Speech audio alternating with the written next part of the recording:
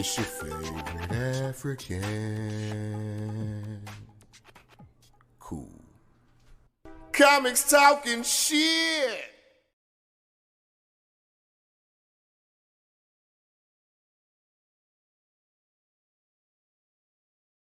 Hello, everybody. Welcome to Comics Talking Shit.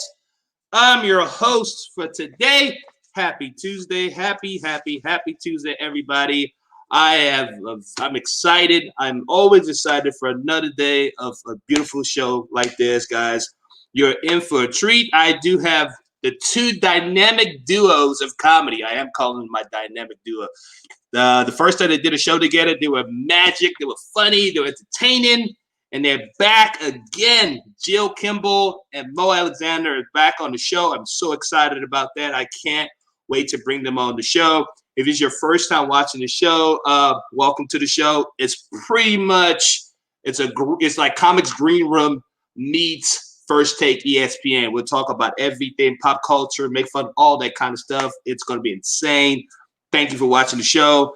But before I bring up these multi-talented comedians, I'm bringing up my musical act. She hails from San Antonio, Texas. She is extraordinary. She plays the violin. She plays the guitar. I want you guys to give it up for the talented Christina Quick. Hello. I'm having a little trouble here, but hopefully you can hear me. I'm going to play some originals. Let's start with one called Let You Go. And I thought I'd put a little bit of violin in you guys. Chef, here on the bass.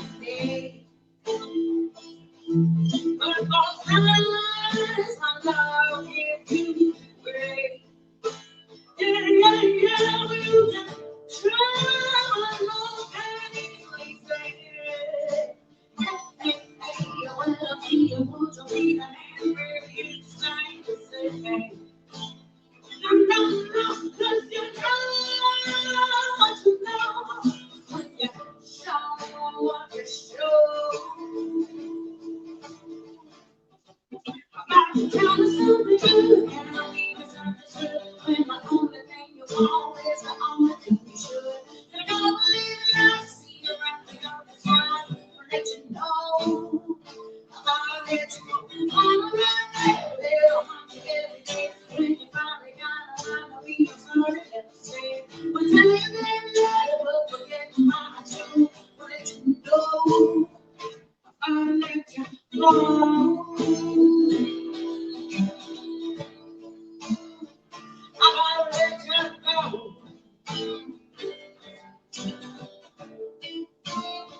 I'll let you know.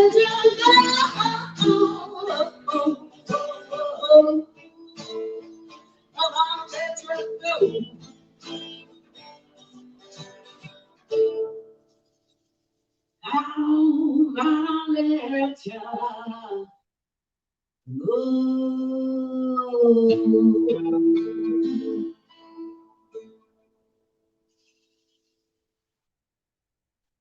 Wow, that was awesome, Christina. Good, you did that, girl. You killed that. I love that. Good job, girl. So, if you have a Cash App, do you have a Cash App, Venmo, where they can pay you? They want to tip you. I do most of my jewelry creations to my even my music teaching. Everything goes through PayPal. I think it's PayPal.me/Christina Music. Okay, cool. So I can't wait to see you at 10 o'clock. So you're doing 2 songs, correct? 10 o'clock, right? Yes, sir. All right, man. I'll see you at 10 o'clock. Be good. Thanks for having me. No problem. Bye. All right, guys. Like I said, man, it's time. It's time to bring out these 2 rascals. I love them so much. They're awesome comedians, man. They actually have one thing in common. They both did Comedy Central's Heart of the City at the same year, but didn't even know it, apparently. But now they're actually friends now. So my first guest, she is one of my favorite people in the world. I love her to death. Super funny comedian all the way from Phoenix, Arizona. My friend, Jill Kimmel. Hi. How Thanks for you having me. doing? Wow, she was great. I know. Christine was Beautiful. amazing. Yeah, I love that kind of just like soulful guitar acoustic. That was great. She's really good. She's amazing. I love how she did the violin first to tease everybody, then she hit him with the guitar. I know. I was like, hello, save some of the talent for the rest of us. Some of us are scraping the bottom of the barrel. Right? Make us feel bad. It's like no, not only she's good play 2 instruments. That's insane. I think she plays those 2 instruments. She can sing. So rude. Yeah. Never have her again. She makes you feel inferior. I know, right? Like, God damn it, I feel so stupid. Your audience is happy though. Yeah, of course. Where's my man? Where's my man? I know he's coming. All right, this dude right here, man, he is one of my mentors in comedy, all the way from Memphis, Tennessee. Mo Alexander. Jill, my baby. Hello, Jill. Where's my girl Jill and Cool, my brother. Hello, y'all. How y'all doing? What's going on, brother? You? Good. I am surviving. I am stressed out. I've been attacked by more possums, Cool. I had 4 possums in my house last night. No. I'm not kidding. People think this is a joke. People like, you got attacked by possums? Jesus. Dude, you know I have a history with possums. About 4 years ago, I first got attacked by a possum in my house. And ever since then, they have a secret tunnel. I think I have the Possum Underground Railroad. Underground Railroad. In my house. We had to beat the shit out of the possum birds and Harriet Tubman last night. Oh my God! I'm not kidding. I had 4 possums. 4 possums in my house. We caught 3. There's 1 roaming around right now, and it pisses me off because this one, and I want this one and make him like a little harness and just walk him around. Oh yeah, like a pet. If I catch this one, I'm getting a little harness. I'm walking around, and I'm gonna make people think I'm insane. Just walking around with a possum. You should train them like people do with those monkeys to like beg for change, and then you could make it. That could possibly happen. I'm gonna definitely train it because I don't know if you know this about me, Koo. I have this movie that I wanted to do for years called The Hedgehog. Oh boy. It's called The Hedgehog. That's called The Hedgehog. It has nothing to do with Ron Jeremy. Okay. The Hedgehog. And what it is I'm a superhero character, but I really don't have any powers except I've trained hundreds of hedgehogs to do my bidding. Nice. I like it. I'm walking around. How have we not thought of that? I'm walking around with a on, and it was like throwing stars. I'm gonna have one in my pocket and it's just launching at somebody's face. It's gonna look, and then it's gonna open up right when they hit him in the face. Oh my God, that's funny. Yeah, but I mean, did you get the pest control to show up to your house? And did they? No, I'm not new. We have possum traps in my house now. Yeah. We just baited them and let them wander into the cat food trap. And we caught 2 at one time, and then one walked in and just caught another one. And then one, I was trying to be nice. I threw him a little piece of carrot. This possum literally looked at me like, nigga, did you know I am not a vegetarian? He really looked at, he gave, cool. I got a nigga please look from a possum. That's what happened. Nigga please look. He held up his paw. He was like, pick a finger. That is hilarious. He looked at the cat. This is how he looked. I promise. This is how he looked. He looked down. Did he? What do you do with the possums? Like once you trap them, do you kill them or do you have them? No. I'm not. Don't get PETA on me. I don't need. Well, they are pests. No possums were really harmed in the making of this video. No. We trapped them, and I have country white people friends, and like they were fighting over who could get the possums first. And I promised them. I told them I gave them to somebody if they promised not to eat them. They're not going to eat them. They're just going to let them roam free throughout the house. Throughout the neighborhood. And they're just going to make more possums to populate. So that's fine. They'll be populated in Mississippi. So let them eat them. It's fine. I want them to be free and happy. I hope one of them comes out to be a homosexual and hit a whole little possum parade of rainbow. I want the possum to be happy. I'm not suppressing the possum. I just don't want them in my house. I feel that we don't have them here in Arizona. You're lucky. You know why? It's too fucking hot as fuck over there. I can't see possums survive in Arizona. We have like scorpions and rattlesnakes, other horrible things. But everything. You guys got tarantulas out there too, which bothers me. Yeah, see, that's why I can't hang out in Arizona. Yeah. I've never been to Arizona. I'm excited to go. I've lived here since 1986, and I have seen maybe 10 scorpions total. Only one, knock wood, in my house. I say that and now, right? And I've seen one rattlesnake, and it was when I was way up north in Scottsdale, and I've never seen a tarantula in the wild. And I've lived here since 86, so it depends where you live. It's not that bad. Okay, good. Not that bad? Are you saying that, Jill, because you live in Arizona? Did you say it's not that bad? No, I mean, I would be like, get me out of here immediately. Like, buy me a house somewhere else. I will hook. I will do what I have to do. But no, it's actually not. It depends where you live. If you live way up north Scottsdale, where there's like not a ton of like suburban areas, where it's just like a lot of land and like houses like sporadically, you're going to get rattlesnakes and stuff. But if you have a lot of people, they don't want to be around us any more than we want to be around them. Possums, on the other hand, I feel like they want to cuddle up to you and then bite your neck. Right. And the one that was still in the house somewhere is cute as fuck. I'm serious. He's like cute little? as fuck. He got these little ears, perfect little round ears. If it could be a Disney character, I have a living Disney character in my house right now. He's adorable. He walked in my room again, and I was just like, "Hey!" He just looked at me like and walked away. I'm like, "Fine, bitch, leave me alone." I just love how this show became like a Discovery Channel all of a sudden. I know. Okay, all right, cool. Better than comedy. There you go. If you go to my Facebook page, you can go look at the pictures of possums right now.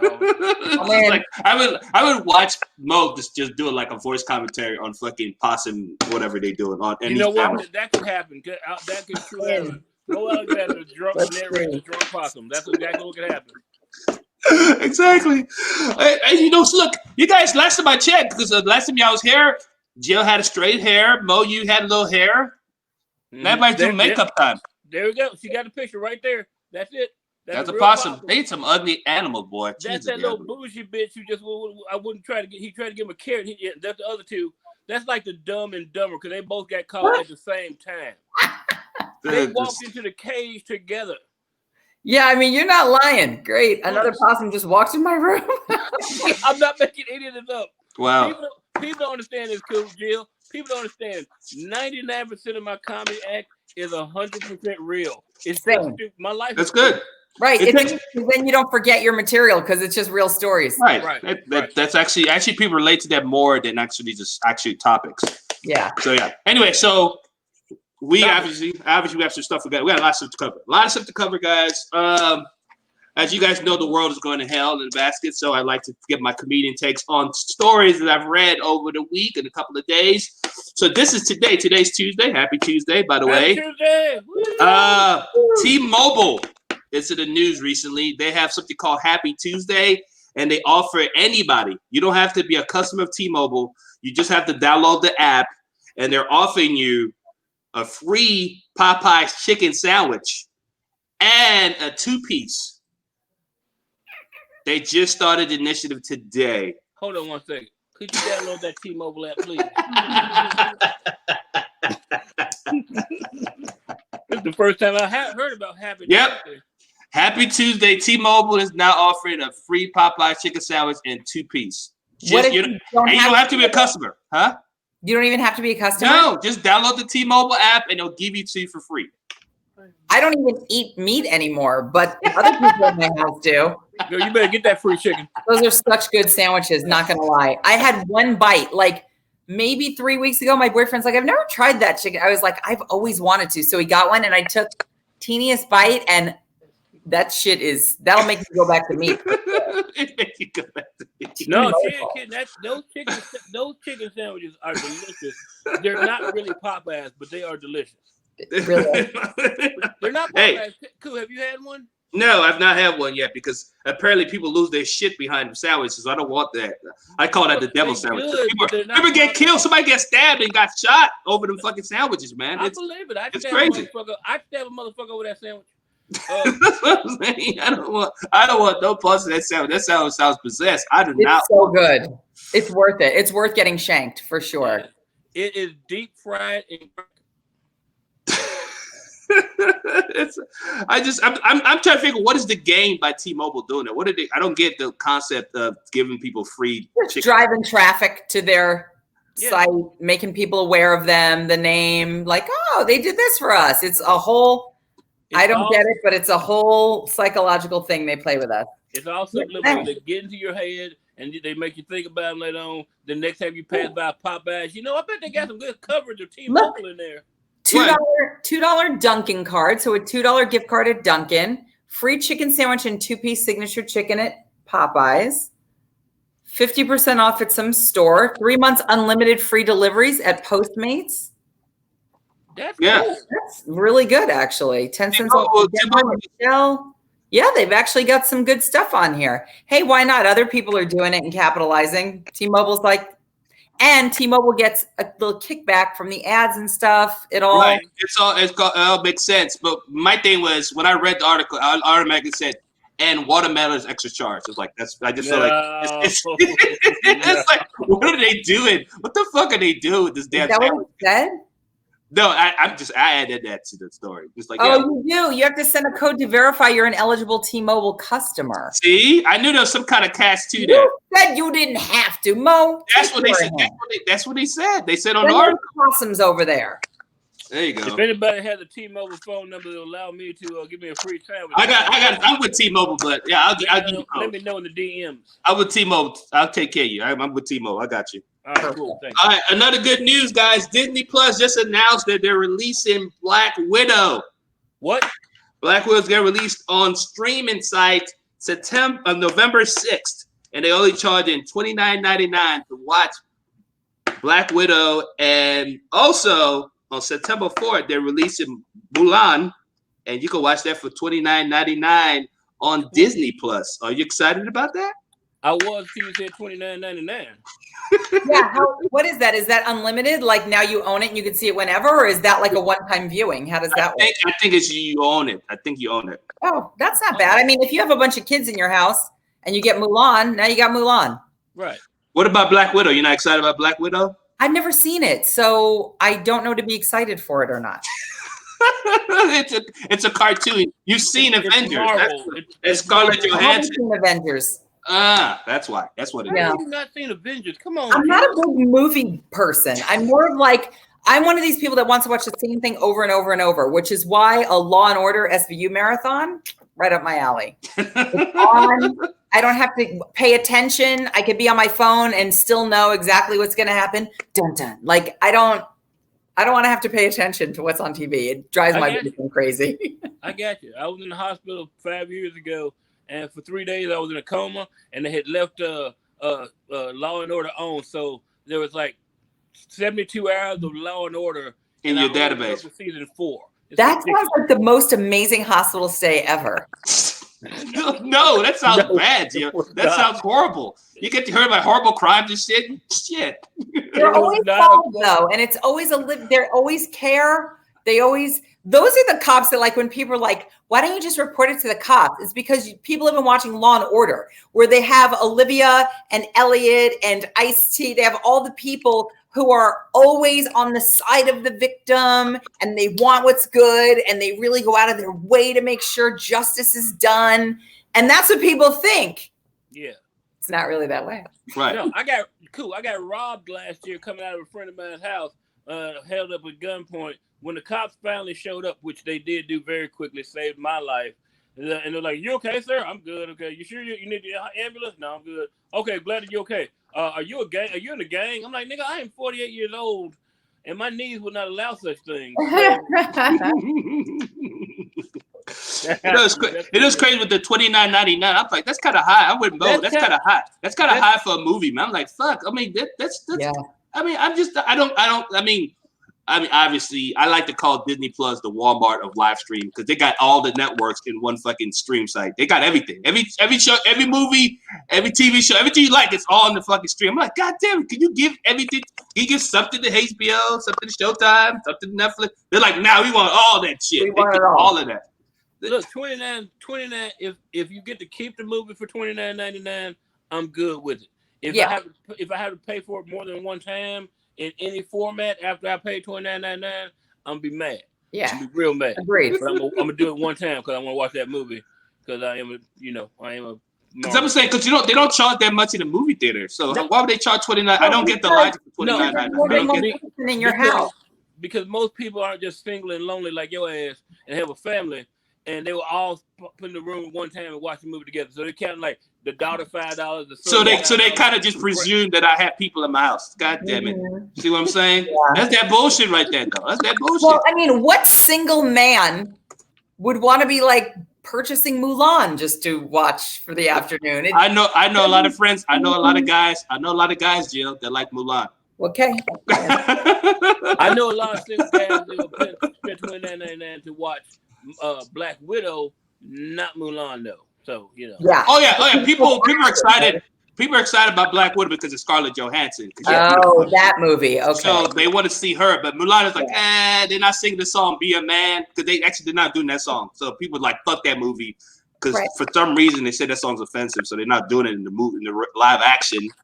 So people are like, yeah, fuck Mulan, give me Black Widow all day, every day. So yeah, so people are excited about Black Widow. Everything's offensive. Sorry, I'm not really a fan of these live action remakes of these movies, okay? Because Aladdin is a classic cartoon. I don't care what you do, that's a classic cartoon. I don't think I want to see Will Smith as a genie. Even though I heard it was a good movie, I just have no desire to watch that. The cartoon's on, I'm watching it just because of the damn bird and Gilbert Gottfried. That's why. Yeah, totally. So I watched Lion King because I'm a fan of Lion King, obviously. Mm-hmm. I'm an African, so Lion King's like mine. Anyway, so I love Lion King. I was like, yeah, I'll watch Lion King live action. I was like, it's gonna be fun, dude.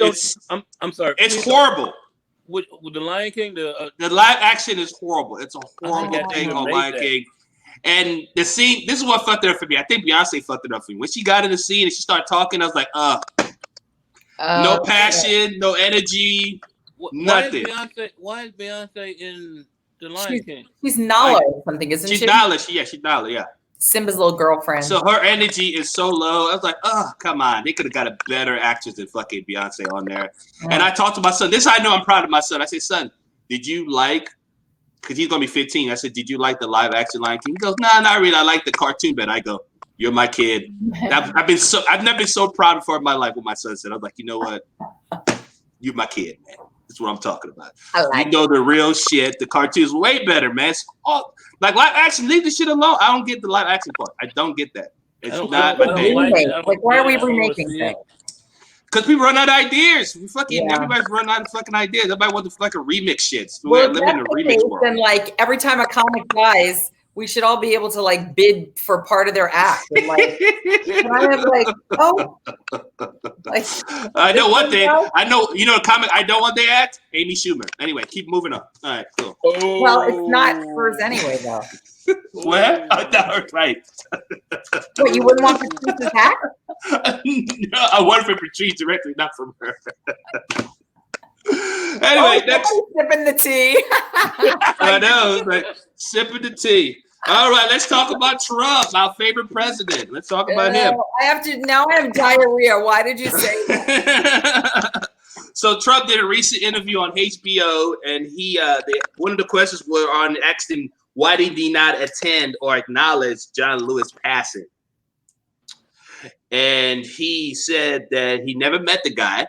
Mm-hmm. The guy? Did he say the guy? He said I never met the guy. That's a quote. I've never met the guy. He said, but I never met the guy, but he never came to my inauguration. So it's kind of fucking confusing when he said that. I was like, oh, you never met the guy, but you acknowledged that the guy wasn't at your inauguration. Right, so Okay, he cool. could have been at your inauguration, but so you got snubbed. No one I wanted would like to say this for Play everybody. info. I'm not going to speak for everybody on the panel right now, but I'd Speak like for to us. speak Speak. to President Trump, excuse me, the man who's called President Trump is a petty bitch. A petty bitch that man be. Well said, well said. Like you're saying, Jill, you're saying something? Louder for the white people in the back. Yeah, because Bitch. He likes to say, I'm the law and order president. I'm this, I'm that. You are a petty bitch who are too weak-minded to even go to the national dinner they do every year where they make fun of a president. You can't even take your ass there because you will cry. That one time that Seth Meyers lit your ass up and then Barack came up and did the same thing is why you went to be the president at all. You were mad, you were ashamed, and you said you can be better than that black dude. And you ain't gonna talk about me at this newspaper. Then go fuck yourself. And I'm gonna run for president. Everybody laughed. Then Russia popped in, and he's president. And he's a piece of shit and a petty bitch. He is big mad. But can we just take a moment for right now to say happy birthday to our guy, To Barack. President Barack Obama. Oh, today's his birthday? Oh, shit. His birthday. What's up, Barack Obama? Yeah. But it's just a funny thing how he just said it. And he's like, I never met the guy. Seemed like a nice guy, but he never came to my inauguration. I'm like, you've never met the guy, but you're worried about the guy coming to your inauguration, so you do know who this guy is. You just basically just told him yourself. But Yeah. like you just said, Mo, he's petty as fuck. No one wanted him there. I mean, honestly, I'm glad he didn't go because, like, you're trash and you don't belong there. You've never done one good thing for people of color, even people of any color, white color. Like, you're trash. Like, you've never done anything for anyone but rich people, and you're garbage. And like, so no one wanted him there. So I was actually kind of glad he didn't go because it would have been like an ex showing up at a funeral that you're like, bitch, he never liked you. Why are you here? You know? But right? He could have made an effort and sat quietly if he didn't know him. And that's what you do. You suck it up and you go, I got to make a speech on the president. Absolutely. Absolutely. It's a right thing to do because, I mean, the reason why the speech, I Have a Dream, is because of John Lewis. He's the one that told Martin Luther King the day of the speech, like in the morning, he goes, hey, don't forget to mention that dream you had. And that's where he put that in the speech. Because if he never told him, nobody would know this famous speech now. So John Lewis is the guy that made that happen. I hate Trump. Like, I'm seriously, when I hear his voice, like, I get, in Italian, we call it agita. It means like heartburn and like an upset stomach. Hey, wait. Do me a favor. Say that slower. Agita. Ooh, that's sexy. What is happening? Heartburn and like it's spelled AGITA. It's agita, and it's just like it's like heartburn and like an upset stomach and that is what I feel. Literally, I am triggered when I hear his voice. Okay, cool. I understand. every time I see him, I'm just trying not to write more jokes because I can't have an hour of Trump jokes. I can't do it. It's like you know what? I think Trump is like trolling comedians because he just do all kind of outrageous shit. Because it's like we can't even talk about it so much because he does it so much. It's like he knows they were going to make fun of him, and it's like, and people are like, yeah, we're tired of hearing about him.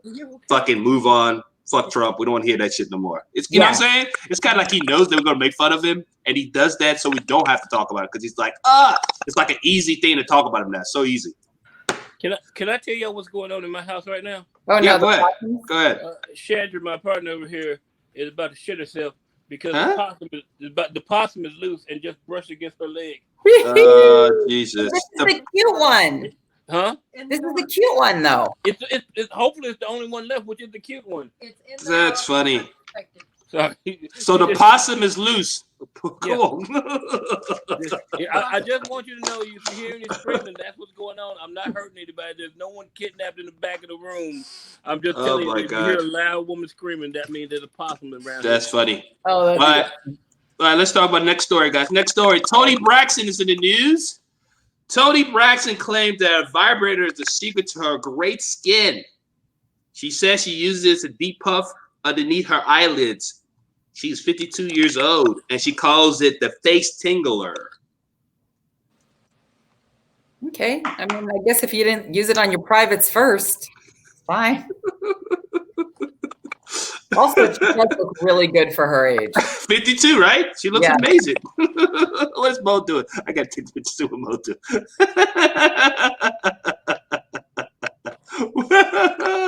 that a ketchup bottle or like a drink? What is that? What is that, Mo? What is that? Oh, that back massager thing. And it has attachments that go on? Yeah. We have a couple of those. That's your face tingler now, Mo? That's what you're going to use for your face tingler? Mm-hmm. Nice. Oh, my God. I don't know why you laughing. I'm 102. Oh, my God. But I want to be... That's fucking hilarious. I want to be so famous that you just fucking out of touch in life. Like, she really just lost touch of just reality. Like, that's her fucking thing that gets her face going is dildo. That's crazy. Hold on. But you're misjudging the situation because you're not rich, sir. She might have secret knowledge that they hand only to someone after they get to $50 million level. This is okay. If you want your skin to be soft, take this vibrator. Don't use it on your vagina. Use it on your face. Don't do it. And she, you could use it on your vagina first. That'll be like never mind. Anyway, but that's what I'm saying. We might not know the secrets. We all poor as fuck right here.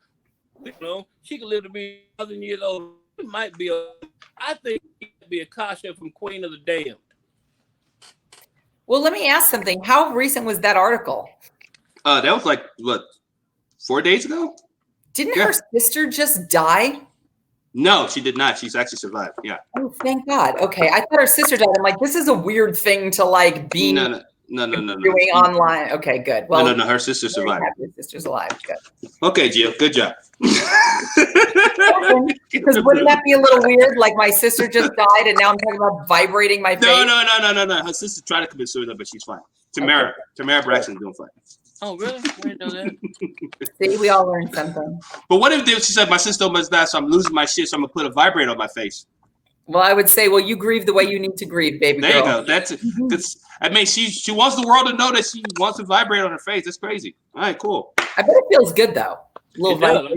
I'm telling you right now, I got this on setting 2, and this feels wonderful right now. I don't know if you this is amazing right now. Oh my God. I can see you doing a fucking commercial for that now, Mo. Mm-hmm. I'm 150. Funny. All right, next story, guys. Courtney Cox says she's doing another Scream movie. She's going to do a Scream 5. She is. Scream movie 5. And she says she can't wait to film it. And she's doing it alongside her ex-husband, David Arquette. Are you guys excited about Scream 5 coming out next year?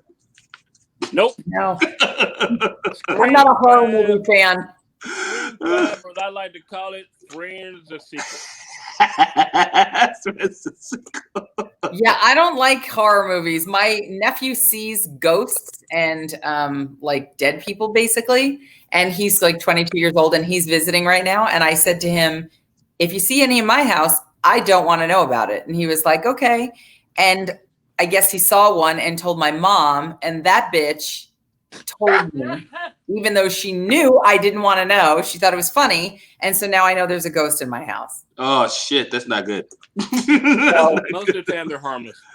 well, that's what he said. He said she was a nice ghost and she had a long flowing white dress and long brown curly hair. So I was like, my son goes, maybe she's you. Maybe she's representing the death of your marriage to dad. Oh boy. Jesus. That kid's gonna be a comedian. That kid's gonna be a comedian. That kid got chopped. Him. I'd rather That he kid- say the funny things and let me repeat them on stage than I don't have to write any material.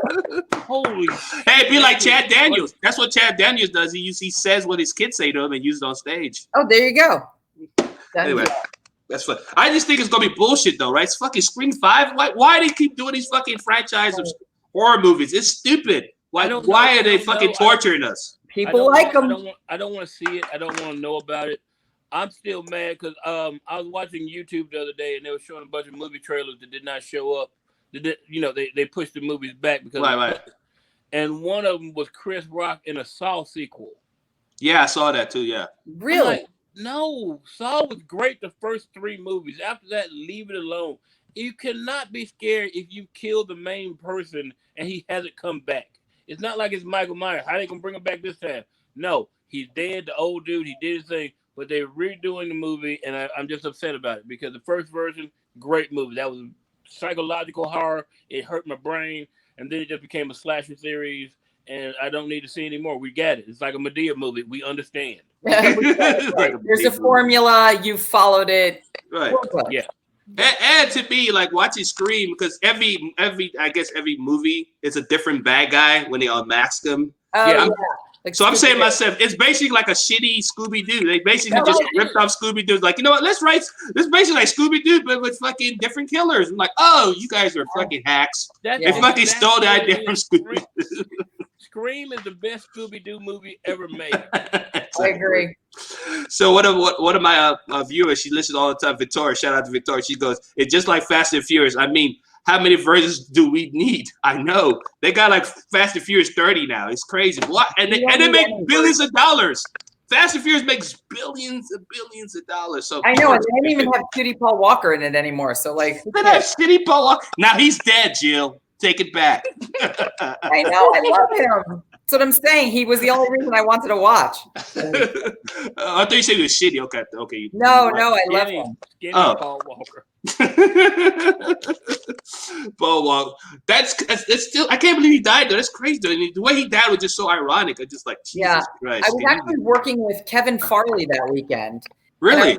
People were making jokes online because people do that, and they're making jokes about Paul Walker dying and stuff. And I remember saying to Kevin, like, just like not even thinking about it. I was like, it's just so sad to me. And people just feel like they can make jokes about deaths just because people are celebrities.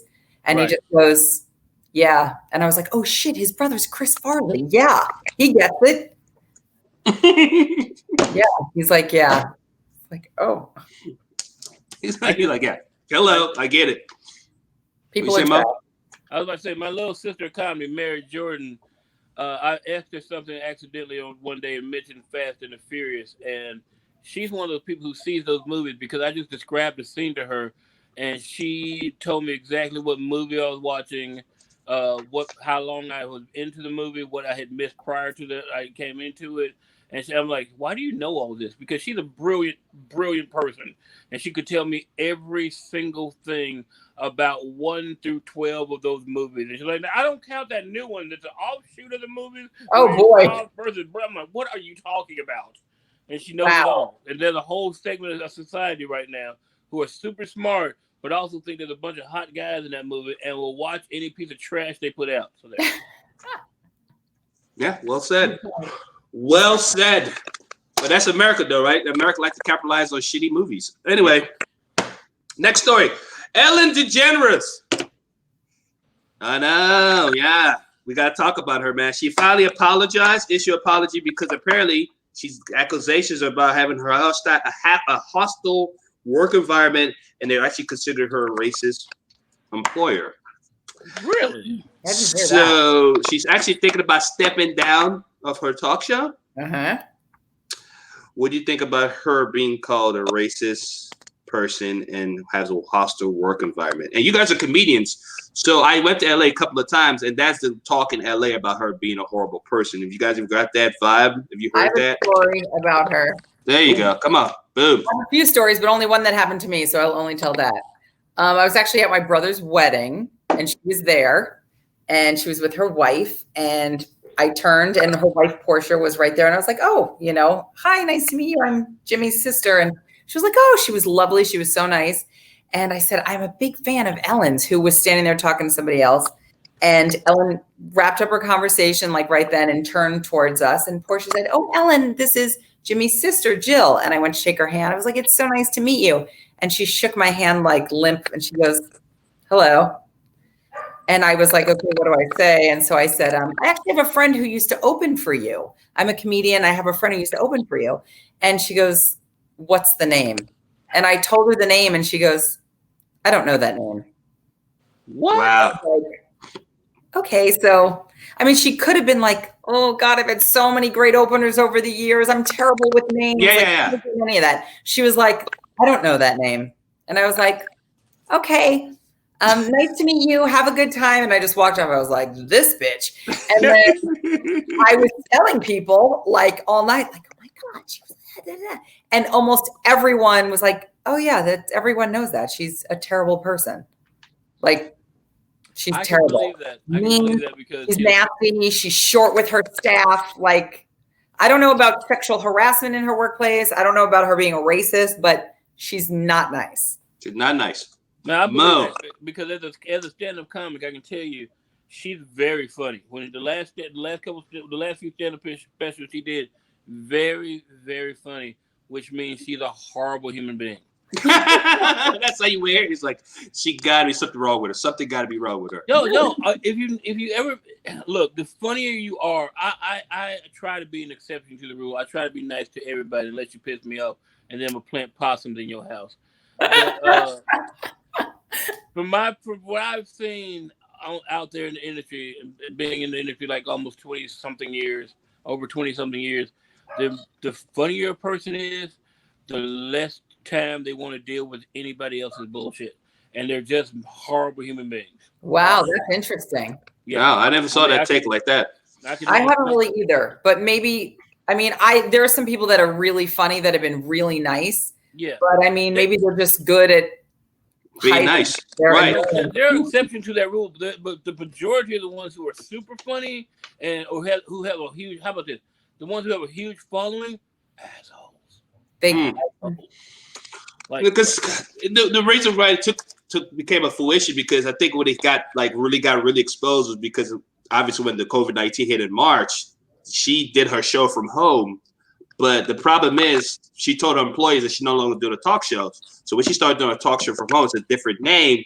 So they couldn't get paid because they got a different contract for the Ellen show. So she named it a different show. So a lot of employees started suing her, and that's how it became public because she's such a horrible person. So I'm not gonna lie to you guys. When I read this article, the first time I said that Ellie cannot dance her way out of this one, guys. Nope. It is. And then there's some talk show hosts that did their show from home, and their people weren't getting paid, and they may or may not have paid them out of their own pocket. What? What? No, that's nice. You got an inside scoop on that, Jill? You have an inside scoop on that? That would not be the case. That's cool as hell, right there. It sound like Jill. I feel like you have an inside. You just broke a breaking news on my talk show, and I'll take it. Thank you. Ticker. I will take it, Jill. That's amazing. Shout out to your brother. He's an awesome guy. Anyway, next story, guys. Let's talk about Dr. Dre's getting a divorce. Ooh, I finally have a chance. There you go. He is divorcing his wife of 26 years. Well, I'll say 24 years. Sorry. 24 years. Her? She's divorcing him. He's divorcing her. Nicole Young. So she wants from the settlement half of everything, but she forgot that she signed a prenup. in 1996. And Dr. Dre reminded her during the pre-scene hearing about the divorce. And she goes, hey, you signed a prenup in 1996. So her defense is he forced her to sign it. And then we were married for 26 more years. What's your take on that shit? Lay it on me, Jill. No, I don't think she deserves half of it. Like, listen, if you've been with someone for that long and this is your life, yes, you're going to get a good chunk. You probably have kids together. You're accustomed to a certain lifestyle. You don't deserve half. And guess what? 20% of what Dr. Dre makes is enough to keep anyone living in style. So I say, Judge Jill says, give her 25%. Give her 25%. Nothing in the future, no future royalties. Just up until this point, she gets 25%. And the house in the Catskills, I don't know, and move it along. Right. Because you were probably like some not cute, like just like, high school girlfriend back in the day, and you lucked out that he became who he. I married someone in 96 who's still cleaning pools for a living and can barely pay his $800 a month rent. So be thankful that you get to divorce someone rich. I'm just saying. Bravo. Well said, Jill. What about you, Mo? Y'all know me, same old. Fuck the police. Look, she lucky that Suge Knight's in jail right now. Oh, what?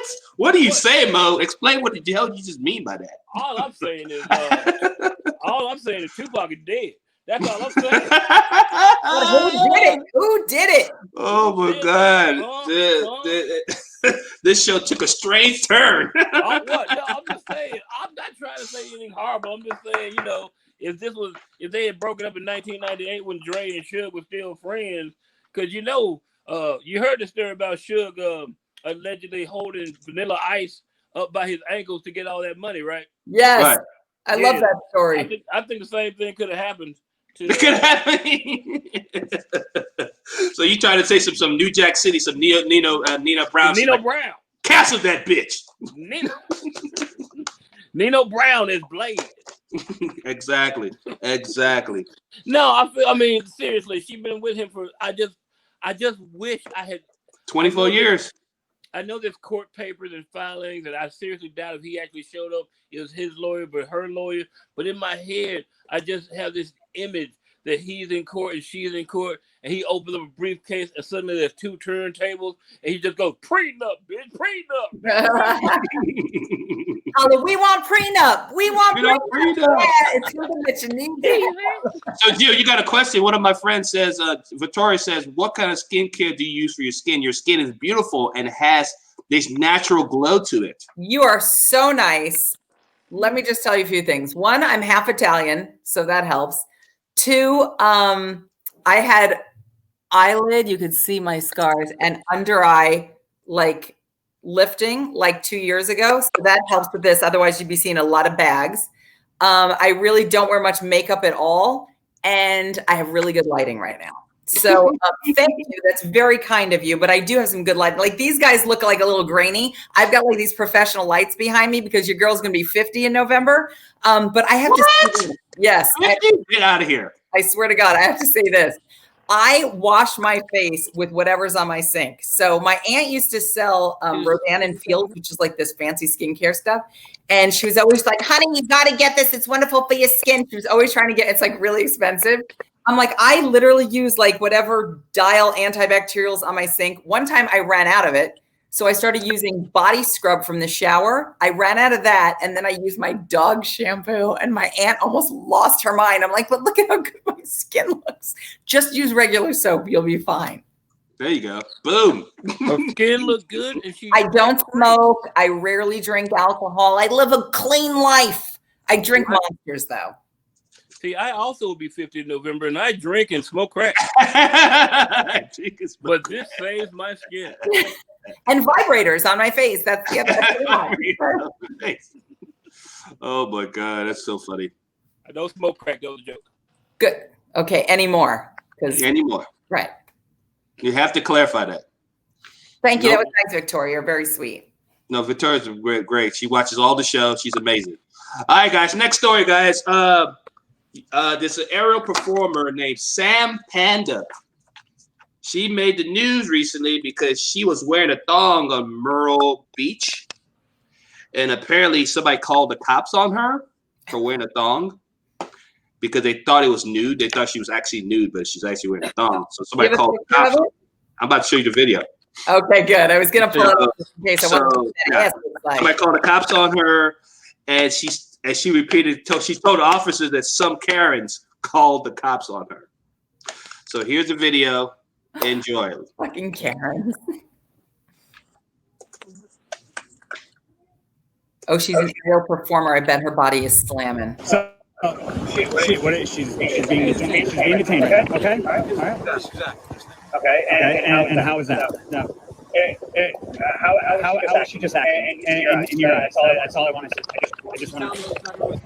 No. She didn't say that. She asked you. She asked you if she wants. If you can show her the penal code that says, or the law that says. And you said no. Why is it illegal to have a bikini on the beach? I literally wear this to the beach every day. Show you. We're going to show. Okay, absolutely. Show me that ass. Did someone complain? Yeah. We don't just show up and tell everybody everywhere. Yeah, we just don't show up and throw people in. I understand. Right to it. Display specific parts. Sexual areas shall be unlawful for any person appearing in the nude on any public beach access to the public waters or any public property in the view of the public. I'm not So nude. nobody's nude. I'm not nude. There's nobody I'm nude not right now. nude. Okay, you're in a thong. No, okay. Thong is not Thong nude. is not nude. All right. An anus, a vagina are nude. Okay. So what's going on? Can you get off of me, please? I'm I'm not gonna fall. They come and told us that we're nude and that we can't be nude on the beach. I'm not nude. I asked him to show me where it says like he had a phone. He said no. He told me that he wouldn't show me, and I said, okay, then we're done here. And then he put me in cuffs immediately. And then after that, they brought me over here, showed me their book, which doesn't say anything about being in a thong. It just says you can't be nude. Jimmy Jam? Jimmy Jam, yeah. So, I am not nude. Everything that is a quote-unquote private part is covered. All right, take her out. Are you cooperating? Are you going to run away? She's been cooperating. I'm not going to run away. Are you going to run away? You feel stupid that you have to let her go.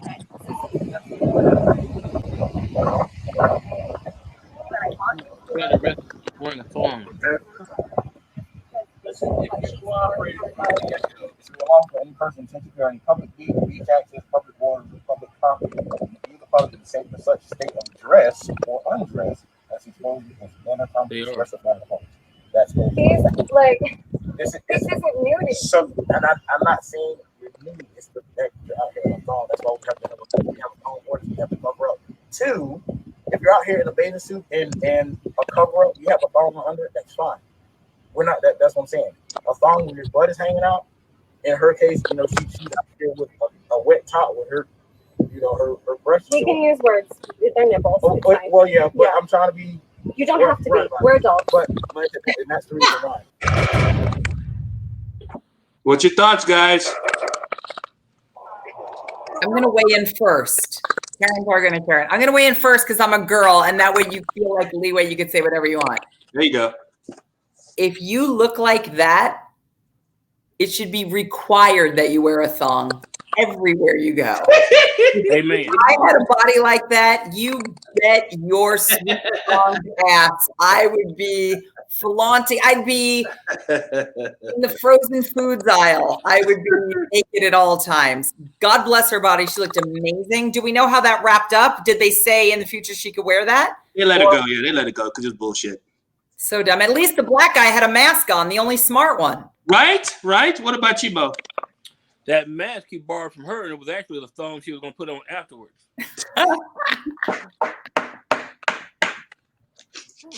Oh, no. Listen. In this days right now of Black Lives Matter and defund the police, if they really got time to walk over the beach and try to arrest a woman because her ass is hanging out, I would like to quote one of my heroes in the rap game, Ice-T, and say, fuck the police. Fuck the police. Fuck the police. Sorry. You know what? That's I'm with you, Mo. Because I mean, they could have better things to do, like fucking solve crimes and shit. Try to get possums out of fucking Mo's house. Exactly. What the fuck are they worried about this fucking white girl with no ass with a thong on? Why are they worried about her? She's living her best life. Leave her alone. She's fine. Who petty bitch ass? Who petty bitch ass was related to Trump? Who called to complain there was a hot chick with her ass hanging out? They just said, "Oh, she's naked." As soon as they walked over, they could see she was not naked. They could. There was a black band on the front. She was not naked. They could see that. That was a waste of their time. I'm pissed off about that. That's very stupid. Yeah, I hate people. Yes. That's fucking hilarious, though. It's so stupid. It's a waste of taxpayers' money. You can see, like Jill, like you can see the two cops. They're going, "Oh yeah, we get to see some ass today. Yeah. We gonna see some ass. This is a perfect break time for us." They literally had to go back to the office and write that up in a report somewhere. That's a waste of time, taxpayer dollars. And the only good thing it kept those guys from doing is shooting a black male 75 times.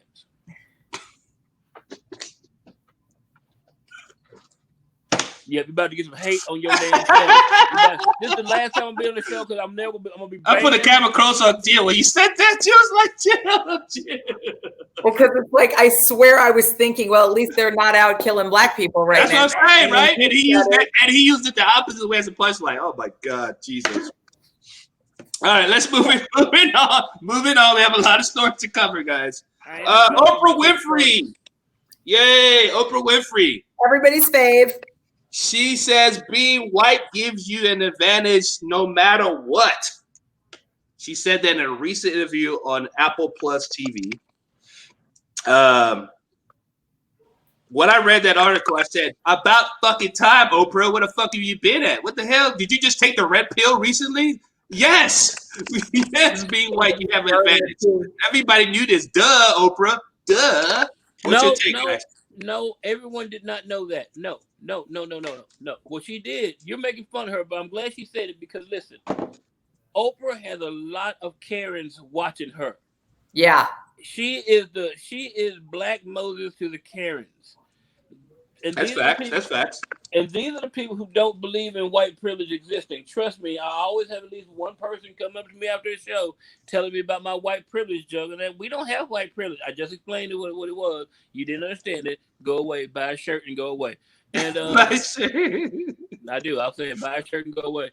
And they don't understand the comprehension of what it is. It's just not like your special treatment, like, oh, you're white. Here's your extra fries. No. It's just that you get an advantage in society. They give you the benefit of the doubt. That's what it is, and they don't understand that. Now, Oprah popping her ass out and saying it at the proper time she's doing that, I don't hate that at all. I think if she had said that 30 years ago when she had her show on, or however many it was, she could. If she had said it then, the only time she could have said it then is she was like, white people have an advantage no matter what, and you all get cars. But only the white people. Only the white people, yes. Yeah. If she had done it like that, it's like all the black people are getting cars, and then white people, why don't we get cars? Because you get white privilege every time else. Shut up. Somebody will buy you a car later on. Give a car to these black folks. But she didn't do it then, so now is the perfect time for her to do it. I'm very happy she did that. Now she started a conversation in Karen book clubs around the world, so they have to look into their Karenness and their white privilege and understand they are one and the same. Yep, I think you're right. I think you're totally right about that, especially about the timing of it. Because, like, yeah, you know, when you hear something over and over, it starts to you just don't hear it anymore. And it's like, this is an important time. And it's like an important voice like Oprah's to come out right now and say that. It's like, oh, like it makes you not like, yeah, I know. We've been hearing you say this. Like, okay, Al Sharpton. Okay, this one. Okay, people who have been vocal for a long time about this kind of thing. And Oprah's been kind of just building what she's building and doing what she's doing. Now she's all of a sudden, she's gained the trust of all of these people that may not have trusted someone like her for whatever reason. And now they do. And then she goes, by the way, you guys, white privilege is real. And they're all like, what? You know, like, I mean, That's a great point about it being the right timing for her to do that. So, but on the flip side, she kind of probably gonna lose a lot of Karens, don't you think? Though she would think she would lose some Karens on the process on the way out, though. But for her saying that, like she gonna like afford to lose a fucking zillion Karens, and it won't make a dent in her pocketbook, her popularity. No one gives a shit. Bye, Karens. They can all drop dead for as far as I'm concerned. I'm with her. Except my mom's neighbor, Karen, who actually, her name is actually just Karen. She's not a Karen. She just happens to be named Karen. But all the other Karens. I love how you thought of it. You went to your dad face. She's like, okay, that Karen is good. Everybody else, fuck them. Karen, I Karen's right, Mo. I like to take the time to pitch my merchandise. There you go. Pitch it, baby. These are the Karens got Karen stickers, but I also have shirts. So a known That's white woman somewhere. Hysterical. Thank That you. is hysterical. I'm going online and buying one after the show. Yay! Shirts? Seriously, I have these, and I'll send them. Yeah, I love it. I love that. The thing is, it's not her. It's just not her. We need. Okay, so we got Oprah. She has a large following of Karens. Okay, we know this, but we also need more people of the opposite persuasion to say the same exact thing. My dream team of Black Lives Matter by rich white people. My dream team is what's Snoop Dogg's friend? Martha Stewart. And I need Martha Stewart to say it and Guy Fieri. I need those two to say it. And that will take up the rest of the population who don't listen to Oprah. Because some people listen to Martha, and then the rednecks love Guy Fieri and his stupid ass shows. They love him. But right there, those two people, and we will solve some problems right there. We might make some racist, non-racist when Guy Fieri says, bang! Bang! You know what? Oprah Winfrey's been she's been woke lately. She's been woke for the last month because actually she made history. She on her old magazine, usually always be her on the magazine. She decided to put Breonna Taylor on the front cover of her old magazine. So I think she done took that red pill. Now she's welcome. Oprah, if you're watching this, welcome to Zion, Oprah. Oh, is Zion there? Hold on. Can I come to Zion?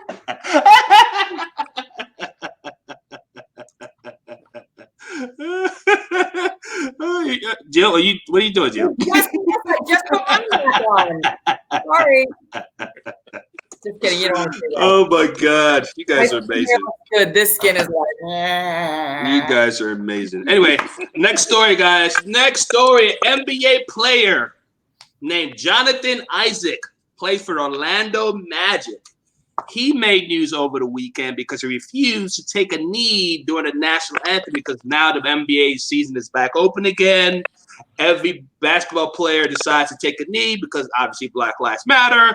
So this particular black player decides not to take a knee. And you can see the picture right here. He decides not to take a knee. And they asked him, why did he not take a knee for Black Lives Matter? And this is his quote. I believe that Black Lives Matter a lot when it's into my decision. And part of it is I thought that kneeling or wearing the Black Lives Matter hand in hand with supporting Black Lives Matter. So I felt like just me personally, what it is that I believe is taken on a stance that I do believe that Black Lives Matter, but I just felt like it was a decision that I had to make, and I didn't feel like putting the shirt on and kneeling went hand to hand with supporting Black Lives Matter. I believe that myself, my family has been supported by the gospel of Jesus Christ, and everyone is made in his own image of God, and that we all flourish through God's glory. Then 2 days later, he blows his left ACL.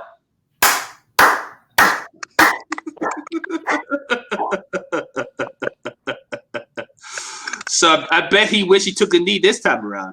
What do you guys think about him blowing his ACL, guys? God took a knee.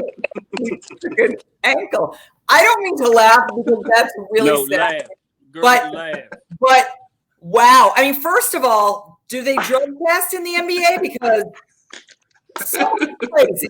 For one thing, I mean, none of that made any sense. He talked in a bunch of circles and like threw big words in and like important things and key phrases and like my choice and I believe and it does, but I might not want to, but someone else and then God, like, holy shit.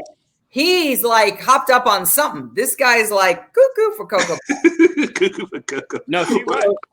She's right. She makes sense. What about you, That Mo? was a high-ass conversation. That was straight weed talking, or he was doing a very great impersonation of Donald Trump. One of the two. But look, I have to say this. So he refused to take a knee for Black Lives Matter. Okay, that's your choice, sir. Your weed-smoking self-said. I understand that. But I think it was funny how, they always say the Lord works in mysterious ways. He wouldn't take a knee, so God took one from him. Well, it's funny because it kind of reminds me of that old joke. I don't know if you guys have heard it, but it's like there's a man and he's in his house and there's a flood. There's these rains and rains and rains and it starts flooding. And so he comes out of his house. He's on the roof of his house and it's flooding. And this boat comes by and they're like, get in the boat. And he's like, no, God will take care of me. So the boat leaves. And then a helicopter comes. Get on the helicopter. We'll send down a ladder. No, God will take care of me. Another boat comes by. Get on. No, God will take care of me. He ends up drowning.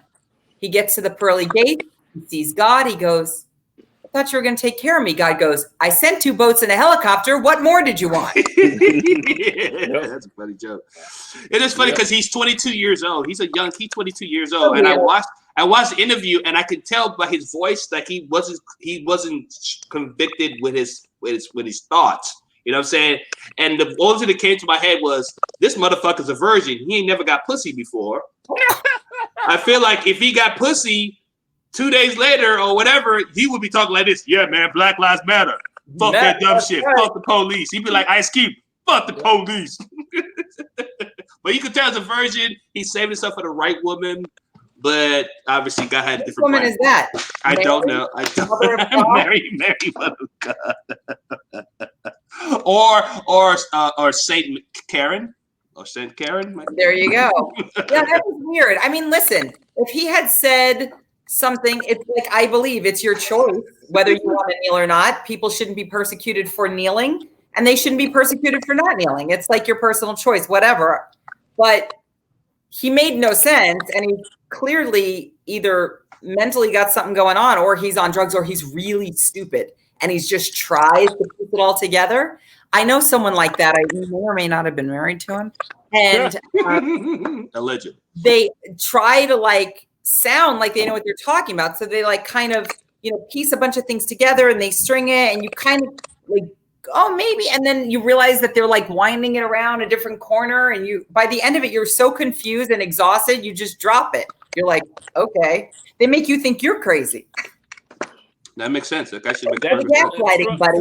Trump does the exact same thing, and very few reporters will actually call him out on it, because he'll say this long, drawn-out statement that would mean absolutely nothing. Classic Trump. All right, guys. Next story, guys. Dwayne "The Rock" Johnson just bought. Thank you. The My XFL. Sorry, thanks, babe. My daughter just brought me a lemonade. Sweet. So Dwayne "The Rock" Johnson just became a part owner of XFL football team. What do you guys think about Dwayne "The Rock" Johnson buying a football team? Is this like the sequel to that show on HBO? Ballers, yeah. Is this something that I'm asking seriously? No. He just bought the XFL because they went out of business. They filed bankruptcy, obviously, because of COVID-19. Right. And it was owned by Vince McMahon, and he ended up buying it with a couple of other business people. He just bought the shit like literally yesterday, so he's the owner of the team now, or the franchise. But they went bankrupt, so he just bought them off, and now they're gonna redo it. Now they're gonna actually do XFL again. Yep. That's awesome. I'm okay with this because first I'm of all, in. I hate Vince McMahon anyway. Mm-hmm. I hate his ass. And I want the XFL to succeed, because back in the day when they had the original XFL, Memphis had a team, and we sucked.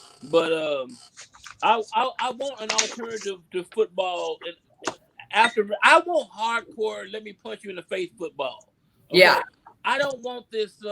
Okay, roughing the kicker. Well, he was standing there. Why shouldn't I kick him? He said he's a kicker. Let me kick him. Let me have that. Let me have. I like the XFL for certain things. They don't put your real name. You have a nickname on your jersey. Yeah. You know, half the team is criminals, like on the. The teams are criminals. They are. It's basically like the Raiders, but just with nicknames on their exactly. It's the Raiders with nicknames, and it's like the second string Raiders with nicknames who know if they don't get picked up for next week, they got to go back to Arby's. What about you? An incentive right there. If you know I could take this man's head off, get $5,000 for this week, and not go to Arby's next week, let's go. What about you, Jill? What's your take on that? Well, I think as many football leagues as possible is great because there's so many people that are really good. Like I'm watching this show right now called like Last Stop U or something like that. I forget the name of it, but it's about like this university. It's on Netflix, right? Yeah. Yeah, and these kids that are like, it's like their last chance kind of to play ball at a JUCO and like, you know, hopefully get scouted to play. And there's so many talented kids that like this is their only way out, sports. So to have a couple extra teams like that could possibly provide an avenue for these kids who really maybe their only real skill is like being an athlete. That'd be awesome. And Dwayne Johnson, everything he touches turned to gold. So like I feel like if anyone's gonna make it a success, it will be him. So right. Good luck, right? It's like has he done anything wrong? He's such a good guy. He's like literally a naturally good guy. Like I don't think I've never heard anything bad about him at all. Good dad. Good man. Muscles. Yeah, he's always like vibrator thing. Can anyone pass it? The vibrator. Okay, let's ask guest. Halle Berry, Tony Braxton, can you bring it to us, please? That's the closest thing I've got. That's the closest thing to a vibrator. Oh my God. The Rock. He got the Rock has a very interesting story because he named his production company, his film company, called $7.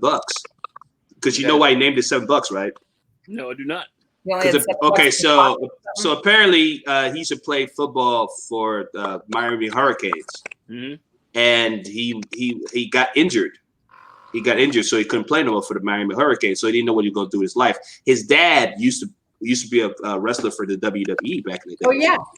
So for the longest, Vince McMahon had been trying to get him to be a wrestler. Like, hey man, you need to become a wrestler. You need to be a wrestler. You need to be a wrestler like your dad. Your dad's like, oh, it's a wrestler. He's like, yeah, but I don't want to follow my dad's shadow. He goes, dude, you'd be great for wrestling. So Jim Ross, the guy with the cowboy hat for WWE, went to go see him in Florida, but he was staying in his dad's house, and he goes, hey man, I want you to come and audition for WWE because I think you'd be a great wrestler. He goes, I don't think so. Your dad was a wrestler. You'd be a great wrestler. He goes, look, I only got $7 in my pockets. He said, I don't give a shit. Just come with me and see what happens. So he goes to audition. Obviously, the rest is history. So he literally had $7 in his account. That's awesome. I've been there. His life changed from that moment. So that's why he named the company, his production company, $7. And because he's a good person and he's smart and he tries to help people, the next day he did not tear his ACL. No, exactly. Thank you, Jill, for that. That's a good callback. He did not. Very nice.